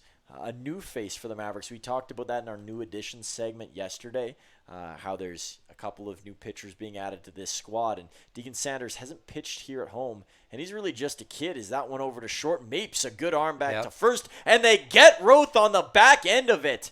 Trig Mapes with a bullet, and that will execute the double play. Mavs stung that time around. And we'll talk a little bit more about Deegan Sanders, but let's talk about some of the league's best hitters average-wise over the past couple of years. Ethan Menard is currently the favorite and has the league's best batting average at 404. It was Carter Roth's title for a lot of the year, but Menard in position to claim it. Anthony Gilbert, who's re-entered the WCBL now with the Sylvan Lake Gulls. What an addition they made getting him at the deadline. Batted .412 last year, won the batting title, and he's now got his sights set on winning a championship. Dawson Tweet, of course, winning the Triple Crown, I believe, when he was with Moose Jaw. That was a loaded Miller Express team that actually got knocked off in the playoffs by these very Medicine Hat Mavericks. Gurney and Soto were still on that squad. Nate Mensick as well. Tweet was better than all of them that year.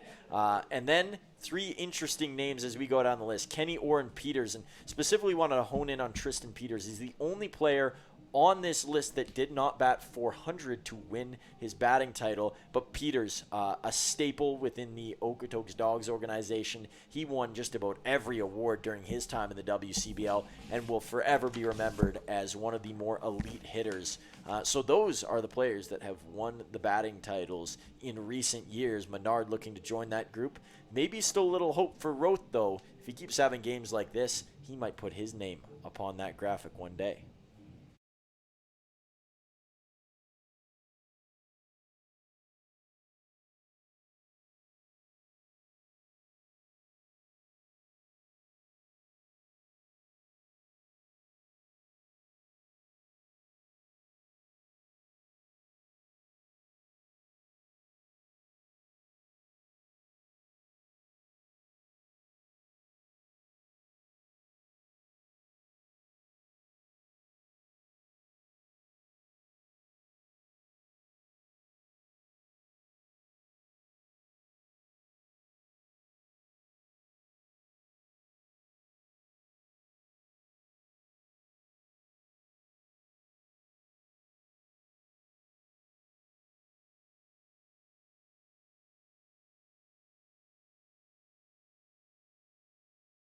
Deegan Sanders, the youngster from Oklahoma on the mound, was a redshirt freshman for Mac U, so he knows Ryan Harney and he knows Ryan Reed. Was a late addition to this Mavs lineup. He's a lefty, and Ryan Reed describes him as the lefty version of Ryan Harney. We'll see if he is just that when he gets in to face Enrique Reyes. And how do we know that this is Enrique Reyes, other than that it says that he is on the lineup sheet here? Well, it's those bright yellow gloves that he so often wears, an indicator of Enrique. Enrique won't swing there. Also a very aggressive swinger. He's not afraid to come out and swing on 3 straight pitches, and he's got a powerful, choppy swing. Reyes still says that his goal is to make it to the major leagues. Obviously a long way to go, and for lots of these guys, they want to end up playing pro ball somewhere, and Reyes still one of many. Well, in my opinion, the toughest sport to make it to the big leagues is baseball. You can be a first-round draft pick and still have to spend 5 years to make it to the big leagues. Sanders tried to turn that one around, and it's 2-1. Yeah, I would probably agree with you, Wayne. There is a lot of pro leagues, but specifically the MLB, I would agree that it is tough. Now, they do have a lot more opportunities than, say, an NBA team who's only got a couple of spots on their roster. Yeah, that's true. they do have the G League, though, so you're only one step away, basically, whereas in Major League Baseball, like, look at Ricky Tiedemann, who was a first-round pick for the Blue Jays, and he's, I think, finally made it to Double-A after 3 years. Reyes And he's injured, but Reyes will make it over to first. But yeah, to that point, you look at some of the first overall picks who never turn out, Brady Aiken or who is the pitcher from the Astros, Mark Appel. He couldn't get there at any point, and then it took him till he was like 37, 38, and the Phillies finally gave him a call up. Yeah. And but it's not easy. no. One going to be bunted, and it will go foul. That was a good try by Yuzi Imai. Yeah, Imai maybe still wearing the effects of that hard hit ball from Carter Roth down at third base. He'd be shaking his hand for quite a while. A shaker that caught him good.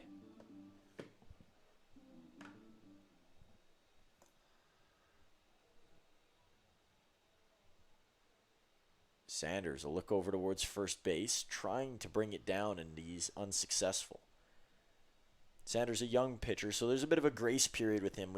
Similar with what we saw with Dornan at the start. You got to work out the kinks. You're playing in a league with guys that are older than you, and he came in late, so there's a lot of figuring out that he has to do. As this one's turned over towards left field, long way to go. Volcano's going to make the play, and so there'll be one on. Still Reyes over at first, but Imai is down. And Wayne, I do want to note, the sky's been so perfect tonight. Not a lot of clouds, but a darker tone moving in from the right-hand side. I don't think it indicates rain, but it does indicate that the weather might be a little bit worse than before. Yeah, it is starting to cloud in both sides on the left field side as well as the right field side. Swing and a miss there. Good pitch from Sanders. Wanted to note, I just saw Jeremy Freeman Jr.'s mother walking down on the concourse. She's in town to watch a couple of games this weekend. Good for her. Jeremy, of course, excited to have his family here. He's got 2 younger brothers as well that I know he really loves, and I'm sure just like him, athletes and maybe not baseball, but I definitely believe they have their own sports that they would play. There's a pitch that's going to hit for Sanders. That's one thing. You see one athlete in the family, and usually the younger siblings follow suit. So we've had a lot of parents come through Medicine Hat this year from Mavs players. It'd be interesting to find out who all did make it.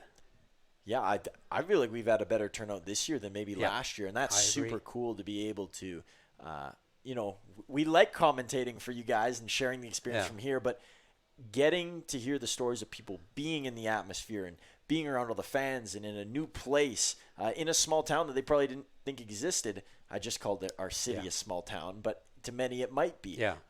That is the coolest part about all of this happening. And then they get to watch their children or maybe their sibling play. What a cool experience. There's a swing and a miss. Sanders. That one getting fouled off by Hilton at the very end.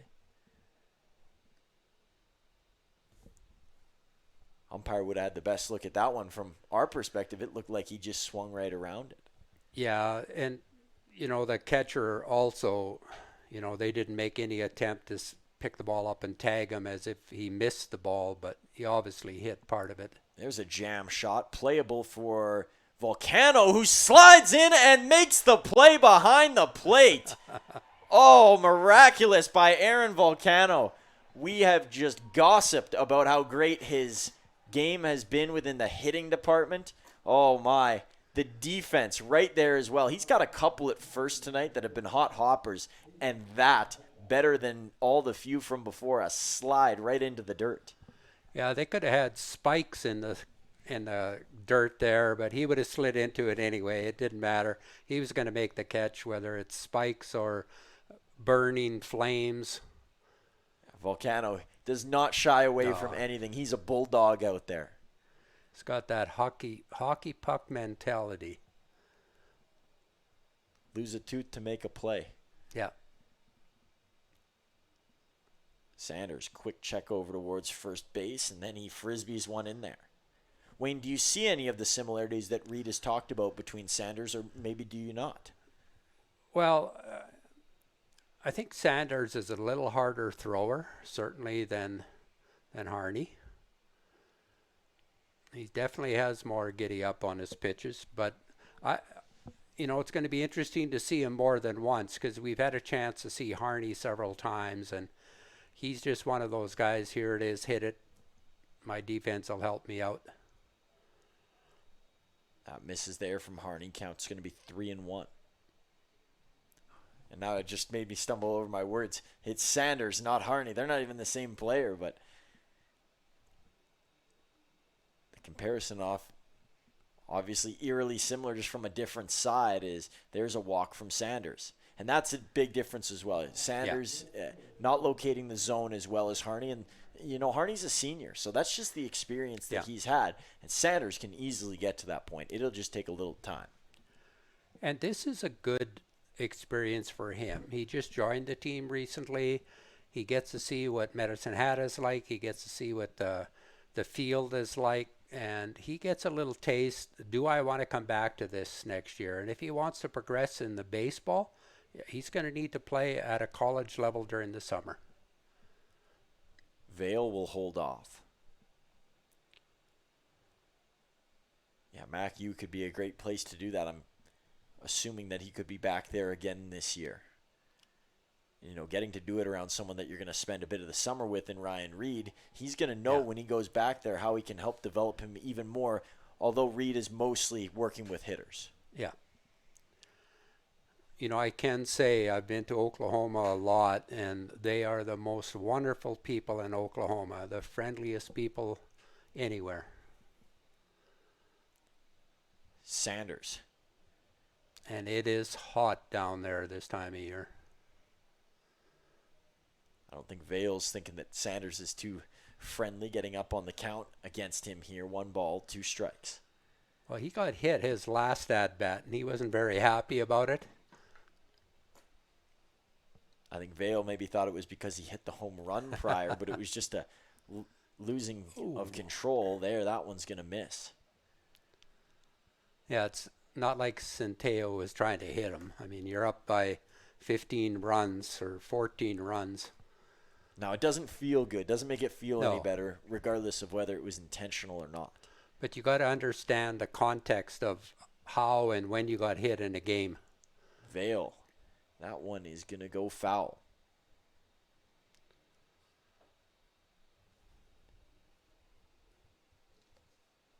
Braxton will come back to the plate here. Waiting on deck behind him is the outfielder Ethan Bailey. Low crouch here from Vale, as he does so often. On the other end with a bit of a crouch himself is Sanders. They're crouching, looking at each other. It's a stare down. Oh. Just missed again. He's just missing that outside corner. That's 2 pitches this at-bat. Yeah, we talked about Harney painting it earlier, and Sanders is just a tick off. Full count. One more chance to get a strike for Sanders. Tough batter to do it against. All the Here comes runners the pitch. are going, of Runners course. are going to go, and that one's going to go foul.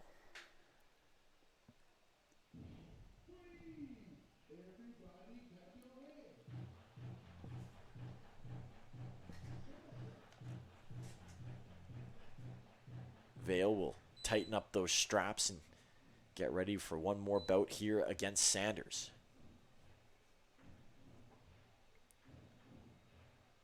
Chabot, mask back onto the face here. The base is threatening to be loaded here for Swift Current.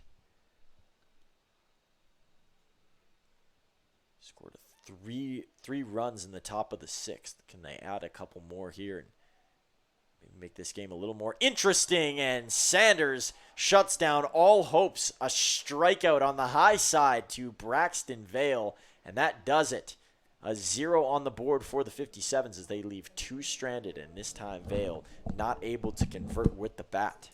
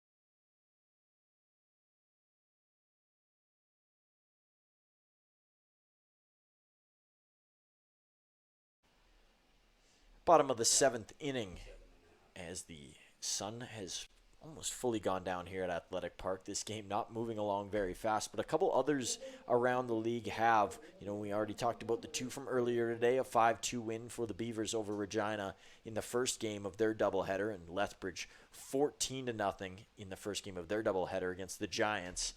Let's check in on how the second halves of those games have gone. Regina victorious in the back half, so they snap a long losing streak. And that proved to be very big because the Saskatoon Berries beat the Moose Jaw Miller Express.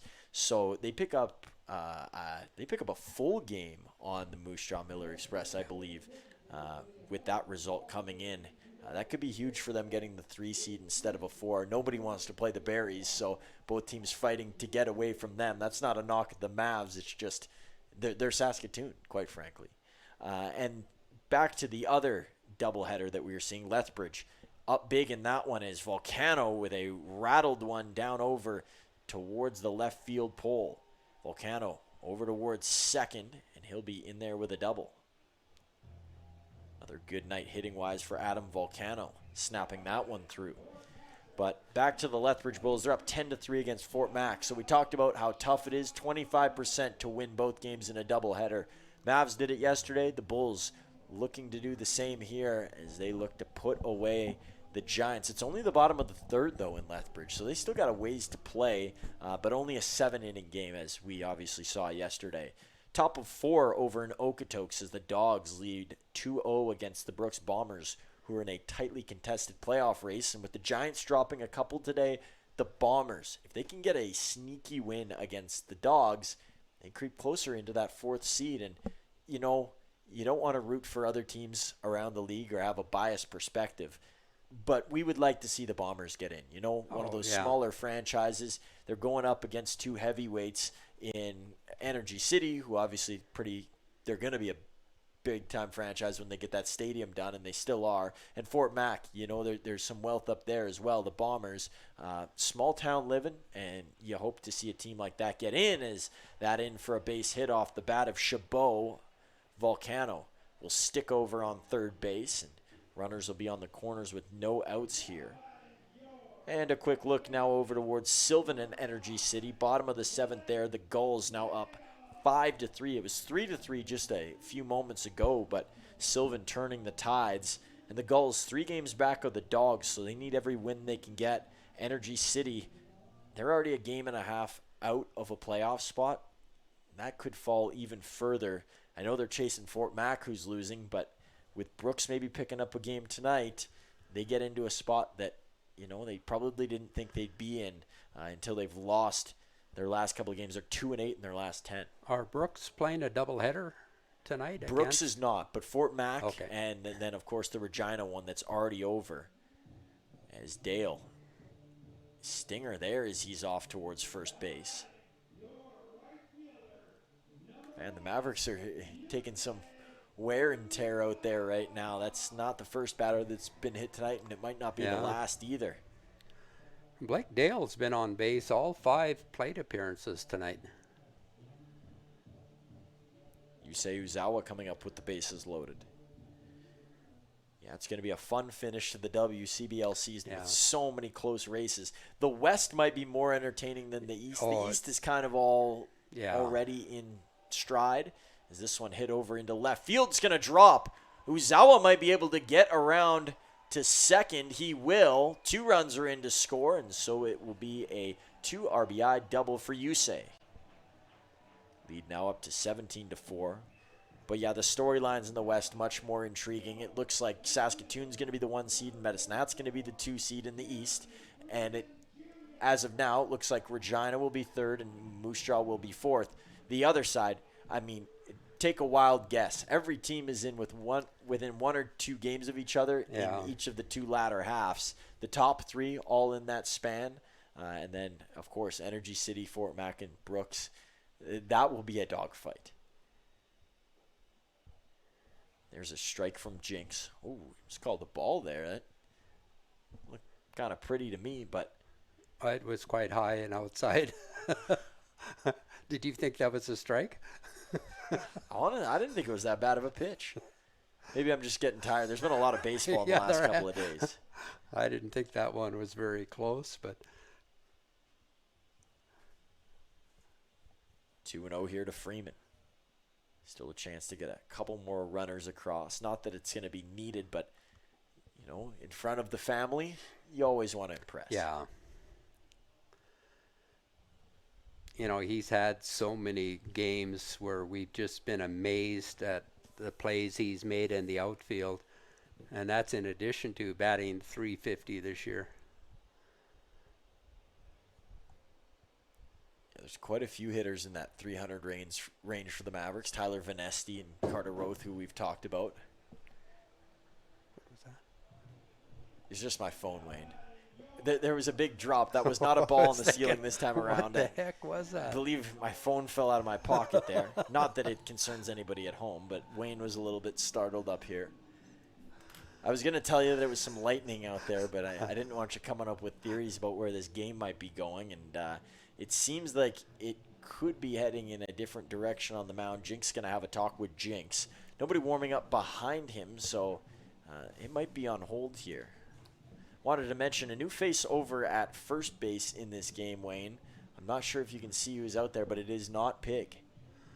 Yeah, it's the Grand Poopa. That looks like the owner of the Mavs, Greg Morrison.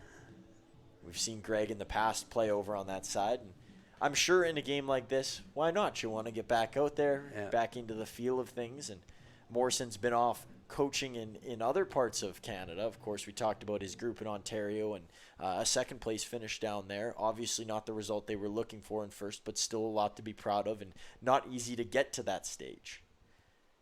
Walk-off win in there as well. Believe that one was over Ontario. What a finish that was. Yeah, they had a great run this year. I think they were 30-some wins and only low double-digit losses, and they went to the national championship, lost in the final game. And that's the Intermediate Little League, 13 and under.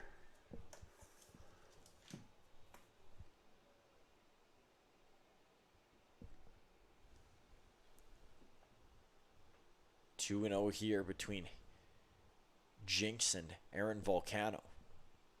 Uzawa and Freeman both on.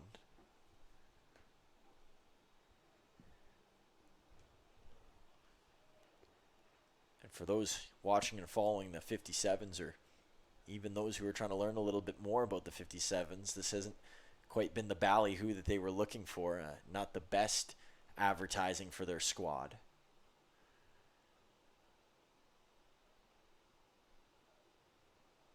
Volcano gets ringed up with a strike there at 3-1. Yeah, the Swift Current, they've walked 13 batters tonight and hit 4, and that's 17 free passes in only 7 innings. That one is going to be foul. So we'll reset. Dale back over to second, Freeman back to first, Uzawa back to second. So Dale what do back you to think? third, rather. What do you think Blake Dale was thinking there? Because he was watching the ball. Did you think it was foul, or because he had to go on a ground ball? The base is loaded. I think he thought it was fair, actually. Yeah, but he didn't run. From this angle, Yeah, it looked I like thought- it was fair. Maybe it's Yeah. over there. It's a different angle. Was he's got the best, maybe the best Yeah. view in the house. So he determined that it wasn't, and the umpire agreed. He comes in to score nonetheless. It is 18-4. We have two different scores on two different score clocks here, Wayne. Is it 19-4 or is it 18-4 is the question? It should be 18. 3. Yeah. It might be 19 anyways in a moment here. Nobody it's still out. nobody out. And SD sees that one go for a strike.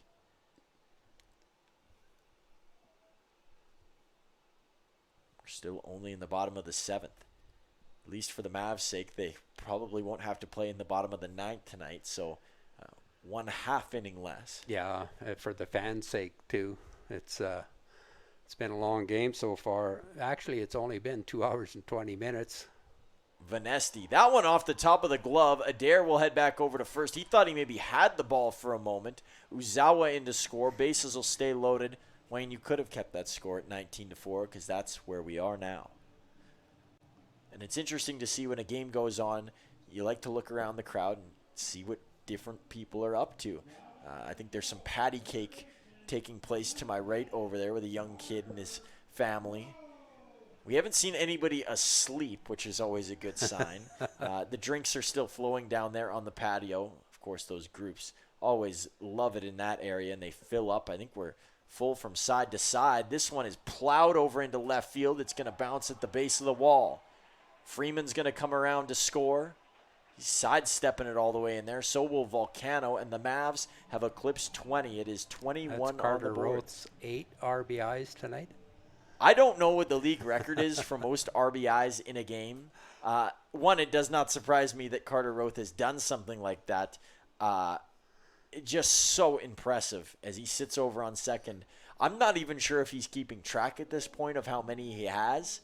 Knowing Carter, that's probably not something he's very concerned about. Yeah. But an exciting feat that he has achieved. We don't have a note for most RBIs in a game Maverick-wise. I'll see if I can uncover league-wise what the most is in a game. Well, we're going to have a pitching change, and they're bringing in, I think, the left fielder, Bailey. Ethan Bailey is coming in to pitch. Or maybe it is Trig Mapes on the mound. That's who you wanted. Oh, look at that. My prediction comes true. As Mapes gets warmed up, we will walk away here and let him get ready to enter.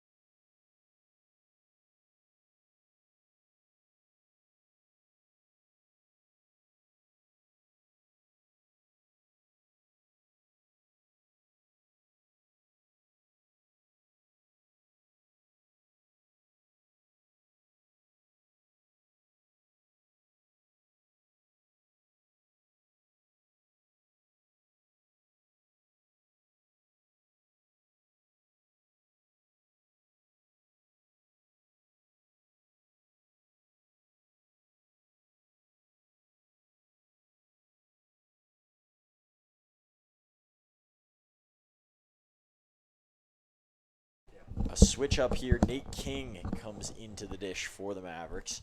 New pitcher on the mound is Trig Mapes. I hate to pat myself on the back, but it was predicted earlier in this game. Reyes over to first. He's not going to send that one close. Vanesti's in to score. That's 22 on the board. We talked about Carter Roth before. He's now got 8 RBIs on the night, triple shy of the cycle. This is an all-timer from him. Yeah, what a night for him. 73 hits on the season for Carter, and you don't want to go thinking about record watch or something that could be, but Tristan Peters and Dawson Tweet, we mentioned both of them tonight as batting title recipients among WCBL players. But they have the WCBL record for most hits in a season at 90. There is a chance with the amount of games left that Carter Roth could join or even surpass them. It's not easy to even get 80 hits in this league, so if he gets to that, that'll be impressive. But the league record, it could be in reach here for Carter Roth.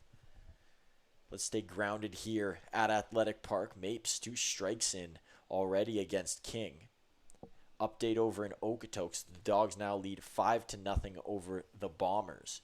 Just to keep everybody in the loop about what's going on around the WCBL. That's the only major scoring change so far that you need to be aware of. Count 2-1 or 1-2 here rather to Nate King. Or excuse me, that's Adam Volcano. King already on. He's going to be out, and that throw over to first is going to go. They're going to call it safe. Initially, it was ruled that he was out and then changed at the last second. So Adam Volcano will have his spot at first. I think the umpire was scared of getting run into and brought his arms in. That's a good observation. Yeah. I don't think he made the call until the runner was past him, and then he made the safe call. Mavs now have 23 on the score clock.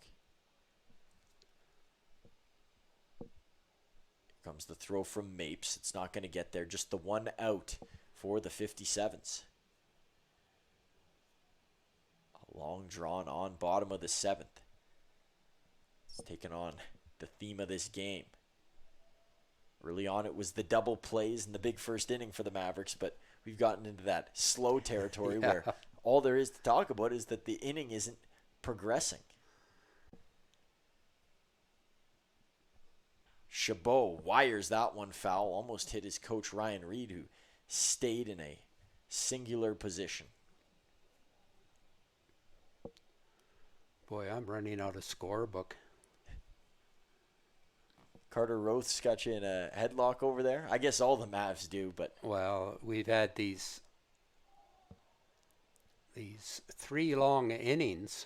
Reyes had lost it, and luckily the play is made at shortstop by David Jinks. So that's what happened at short with Mapes coming into the game, is Jinks just moves over one spot behind his former home. Well, when you have these long innings, like the 8, the 7, and the 8, you've got to move over to the next column in your scorebook, and I've had to do that 3 times. Yeah, Wayne, our not official No. in-house scorekeeper, but he is an in-house scorekeeper. Ball one over there to Blake Dale.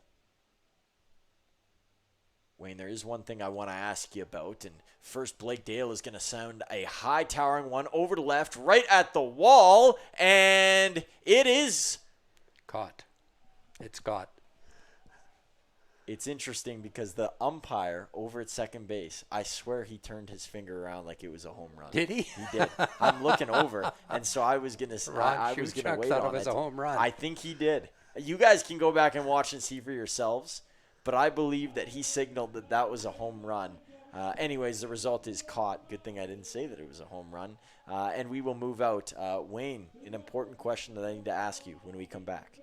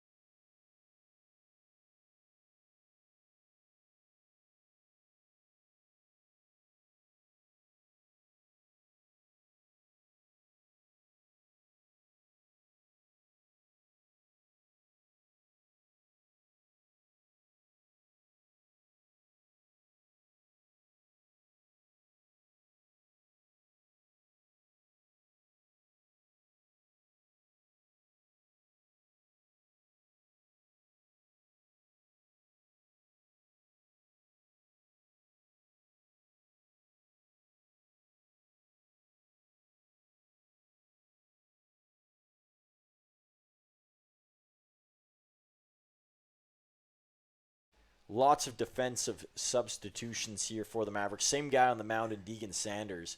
We'll try and update you as best as we can. Note that that's Nate King over there at first.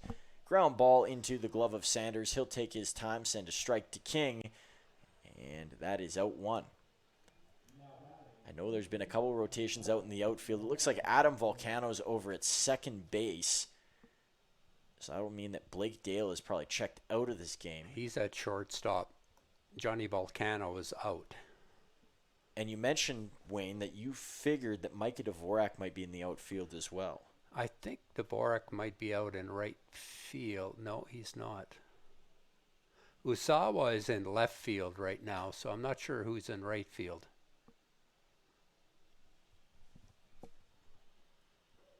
Good pitch there from Deegan as he labels a strike. So, Wayne, what I said I was going to ask you, talking with Greg Morrison earlier today, and he was trying to explain something to me, but he said, get Wayne to talk about it and explain it on the broadcast. So here's my favor to you, Mo. What in the world is kangaroo court, if you've ever heard of that before? Kangaroo court? Yes. Okay, it's where you get a group of people together. Usually it's in a team setting or in a party environment. And you get a group of people together and you come up with a fictitious charge against somebody. And then you make the jury decide what the punishment or what the consequences should be to that person with this fictitious charge. And it's a fun thing. It could be, well, you were charged with wearing your cap backwards, your baseball cap. So now it's up to the jury to decide what is the consequence to this player for wearing his baseball cap backwards. So it's a kangaroo court. It's a mockery of the court system. There's a strikeout from Sanders.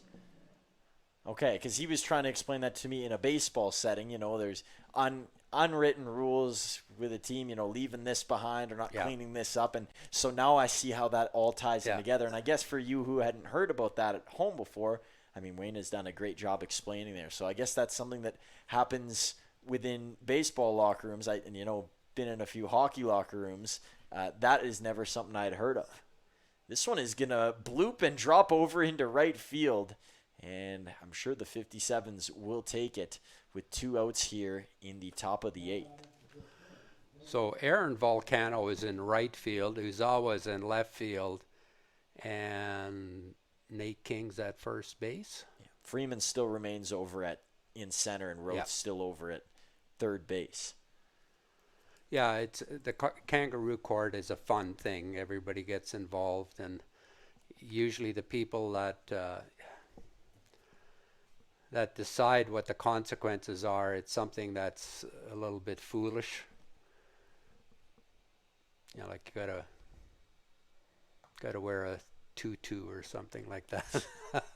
I don't know what the consequences would be. I'm not sure either. Is Volcano running backwards? He made the play. Oh, my goodness. It runs in the family. Aaron earlier with a slide, and Adam back shoulder like he's a wide receiver, grabbing that one down in green grass. I didn't think there was any chance that he was going to catch that, but he took off right away, and it came right over top of his head, and he caught it out in front, the old Willie Mays basket catch. Usually in a 23-4 game, you don't want to get that excited or rub something like that in. That is just a play that when it's made, regardless of who makes it in baseball, it needs to be celebrated. Yeah. Adam Volcano, heck of a job. You can't teach that. That's just pure athleticism. Yeah, you bet, Wayne. Couldn't have said it any better.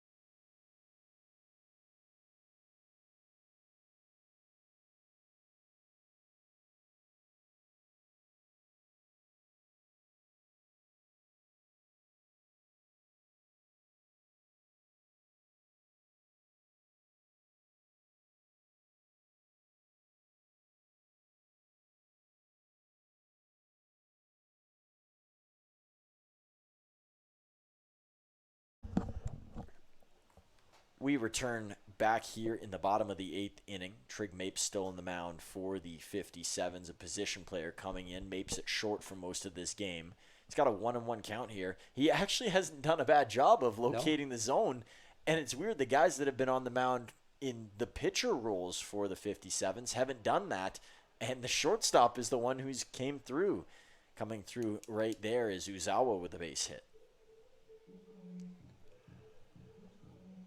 Well, I remember Mapes playing American Legion baseball in Great Falls, and at that time, I mean, he was only 18, and he was a man among boys. And if you look at his stature out there, he's a big man.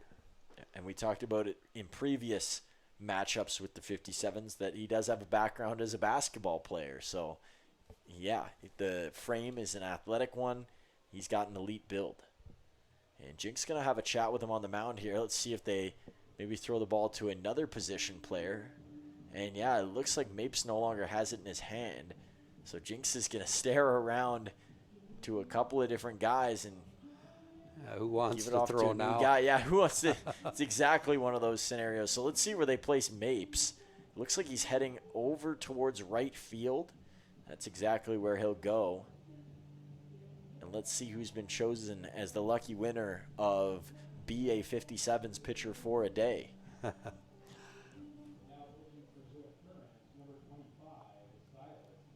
Silas Hilton, the left fielder, into the game. Well, he started off in center field, didn't he?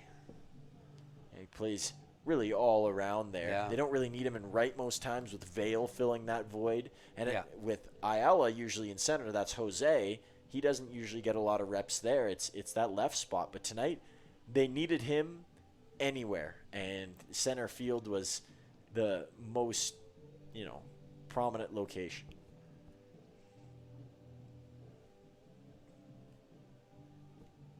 So while Hilton gets warm, we'll tell you about a place that Swift Current isn't staying. Said the same thing about Regina. They're gonna have to head home for a doubleheader, so they won't be using the benefits of staying at Town Place Suites by Marriott, the official hotel of the Metasnap Mavericks. But if you're in town to catch a game, that is the place to go. Make sure to book your stay with Town Place Suites. Well, I'm sure that with the exhibition and the Stampede being on, this is the last night of it, and I'm sure that the hotels did really good business this weekend. Usually it's very difficult to get a room unless you book the previous year. So hats off to the Medicine Exhibition and Stampede Board for another successful event. I know we had lots of baseball, and you were doing lots of baseball things outside of this, Wayne. Did you have a chance to get down there at all? I did not. No, I have no excuse either. I just didn't get there. Well, you do have an excuse. You're up in the booth right now. I'm holding you back. I get to watch the fireworks every night, though. That's from a win. the patio in the front of my house. One cracked off the bat right above us. I think Freeman would like to end the evening with a crack of the bat somewhere where he can trot around the bases. Oh.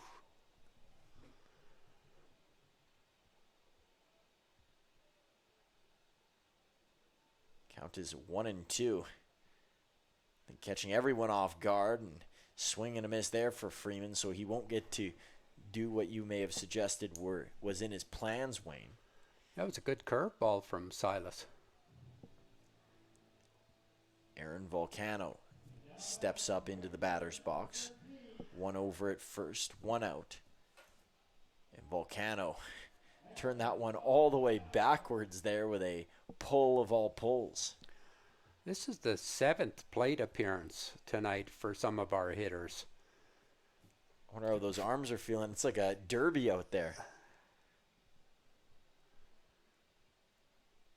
Right now with Freeman and Volcano, this is the 7th time they've come to the plate. And we should mention that if we do get to see Roth in this game, as Aaron Volcano puts that one over towards first, but if we do get to see Roth again, which there is a chance with just one out and Tyler Vanesti coming to the plate, but Roth is a triple shy of a cycle. Yeah, I'm not sure how many cycles have been had in the WCBL. I know Dawson Tweet, who we talked about earlier tonight, I remember him having one a couple of years ago, but it isn't something that happens very often. I think Beck had one last year. Beck he did not, have Carter one. Beck? You got it. I believe it was in the first round of the playoffs, too. Yes, it was. Or second round of the playoffs, rather, but first game. Tyler Venesti will walk in, take that one high for ball 2. Well, there's a good chance he's going to come to bat with runners in scoring position. It might even be bases loaded. And wouldn't that be something to see him up that 8 RBI to double digits? I mentioned about, Carter isn't probably one to keep track of his stats mid-game or maybe even after the game. Do you think he's aware of that he has the chance to do something like that as Venesti will pop this up? Prychek is going to make the play. There's out number 2. Do you think he's aware that he's a triple shy? Yeah, the players are having fun down there. If it's one of those really close games and it's intense, nobody may talk about it, but I'm sure his best friends down there are probably reminding him, hey, you know what? You got to go up there and hit a triple now. If I know anything about the Volcanoes, they will definitely be bringing something like that up. First pitch to Roth is going to be high. See if Carter has one more in him. This one's going to be sent high over into left field. That won't be the triple he was looking for. Might be a tough play, though. And the ball is going to drop there. So a run is in to score. And we'll see if that's ruled an error or not. That was a tough play. I wouldn't give it an error myself. I would, allow Carter to get another RBI up that total to 9. We'll see what the official score is here. Number one, you've got somebody who hasn't played at shortstop here before. And, the lighting is different in every ballpark. And they're not giving him an error, so that'll be another RBI. That's 9 on the night for Carter Roth. RBIs. Came into this game with a 366 batting averages that one over to first, and there's out number 3. But Roth gets his 9th of the night. He's all the way up just near 380 now. So a rocket of a performance from Carter Roth. Boy, he's done everything right and then some. And he's got this Mavericks squad in front by 20 runs. He's not the only one that's been a part of it, and we'll talk a lot more about all that went into this game in our Mavs postgame. So stick around. We got a couple more outs to get, and then we will see you there.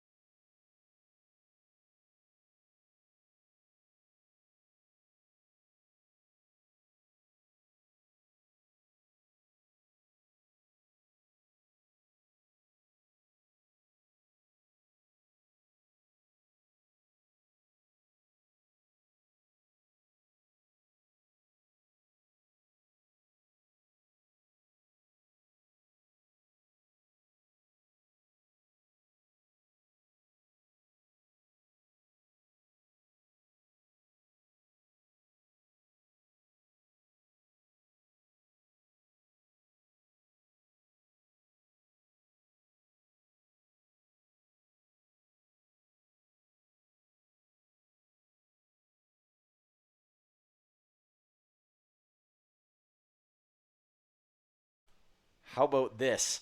It's not something you see often, position player on the mound. It's Tyler Venesti. As that one caught everybody off guard, sailing it high. Venesti's first appearance this season on the mound for the Mavericks. He was telling JT, if there's an opportunity to get in and pitch, I would like to do so. And now he's got that chance.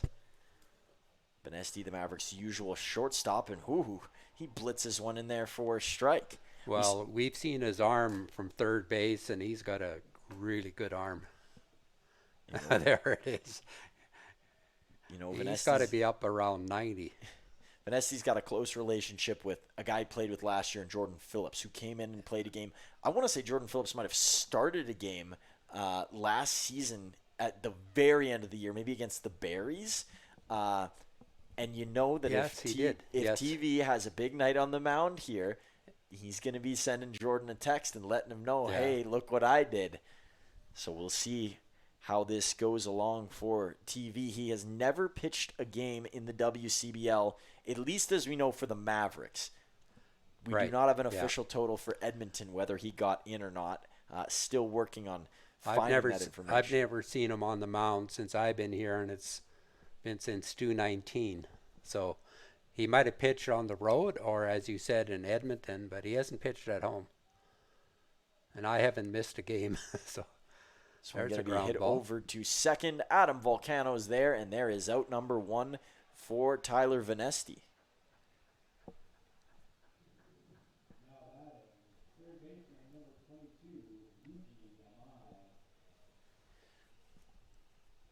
So Yuji Imai, 9-hole hitter, will come in, stretches out. First taste of Tyler Venesti that he will get tonight.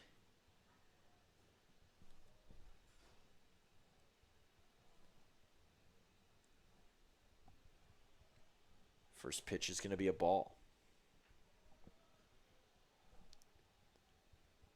Still trying to gather whether TV pitched in a game at all for the prospects. This is a deep dive here. This is not easy to find. No, I can imagine. I mean, I believe his first year in the league was 2022. But I haven't found anything so far. There's a strike from Tyler. It's funny, on that Edmonton prospects team, I believe he played with Jordan Phillips, so their relationship stems even further than just on the Mavericks squad last year. So spoke about him in pitching earlier. There will be some trash talk for sure. Okay, we officially got the numbers. He did not pitch in Edmonton, so this is his first ever time on the mound. And he's got a full count here. Well, he's the perfect closer with his velocity. If he's got anything that he can spot the ball, there it is. Oh, come on, Willie, ring him up. He didn't, but that was a good take by Imai. So Imai over at first. And Silas Hilton will come in. This actually might not be Silas Hilton because Hilton's on the mound, so they might have a fill-in for him now. Taking a look to see who this might be for the 57s. Maybe it was just an indication up to the booth that indeed Hilton was coming up. I believe this is Adam Cordy. So we got a pitcher versus a position player, but in the opposite of ways. Yeah, usually Cordy's on the mound. Cordy, an all-star pitcher this season. We haven't seen him pitch at Athletic Park yet this year. A mainstay in the 57's rotation over the last couple of seasons. And I'm not sure how much Cordy has batted, if he has it all this year. I think he has maybe gotten into one game. Yeah, it says right here, 1 game, 1 at bat, and it was a strikeout as a result. This one going to be hit over to short. Flip to Adam Volcano at second. It's finished off by Nate King at first base. Tyler Venesti, look at that.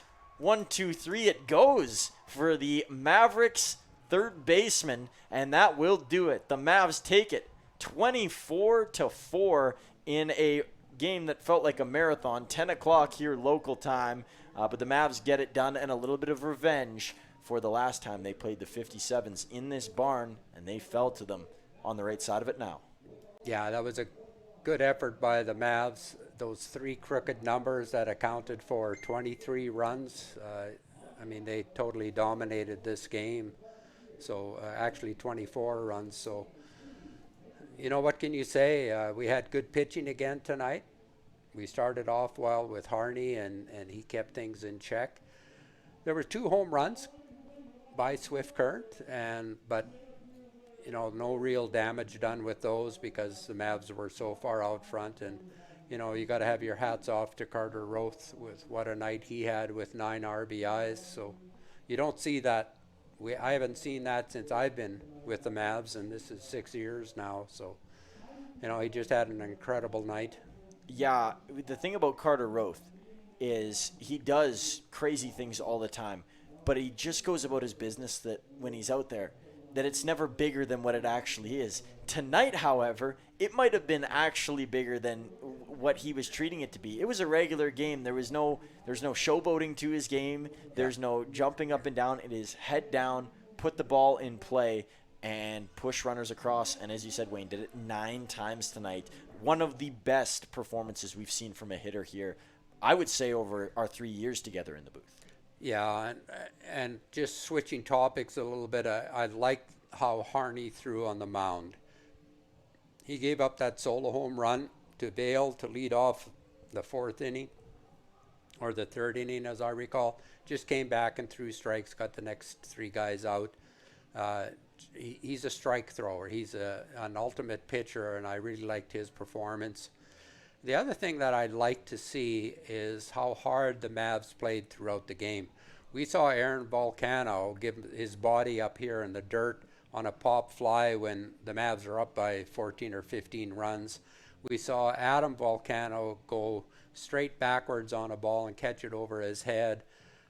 They played hard tonight, and that's what you want to see no matter what the score is. Play every inning like it's 0-0, and it was good to see that from the Mavs tonight. Yeah, that was a playoff style of play out there. And for Aaron Volcano, this is his last bit of baseball that he may ever play as a guy that's done playing his university career. He's leaving it all out on the field, and that's very apparent. You talked about a high level. How about on the mound tonight? Zach Kalinske comes in for a cup of coffee. He looked like the Zach Kalinske we saw from the first game of the year. Centea does give up the home run, but he didn't look terrible either. Deegan Sanders, for a young guy, couple of free passes, but locked right in and eventually found the strike zone.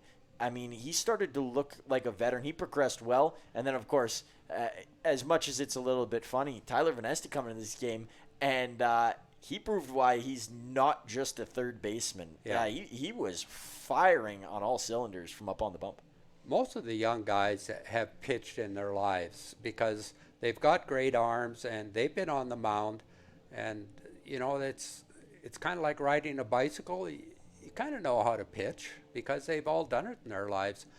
I think the other thing we need to talk about a little bit is that there's a couple of other guys that had really good performances tonight. Adam Volcano had 3 hits, and that kind of goes unnoticed.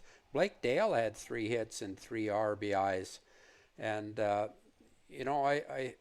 know Carter is the big star of tonight, but he wasn't the only one that drove in runs. I mean, he drove in 9, which is phenomenal. And I want to dwell a little bit upon Diego Castillo. He gave up the 3-run home run, but there should have been an out in right center field, and he would have been out of that inning. So Castillo deserved a better fate as well. Castillo. Centea. Centeo, yeah, I've got my name. It's been a long night. Get me out of here. Okay, we will let you out of here then, Wayne. And the 57s already on their way, but they will be back very soon.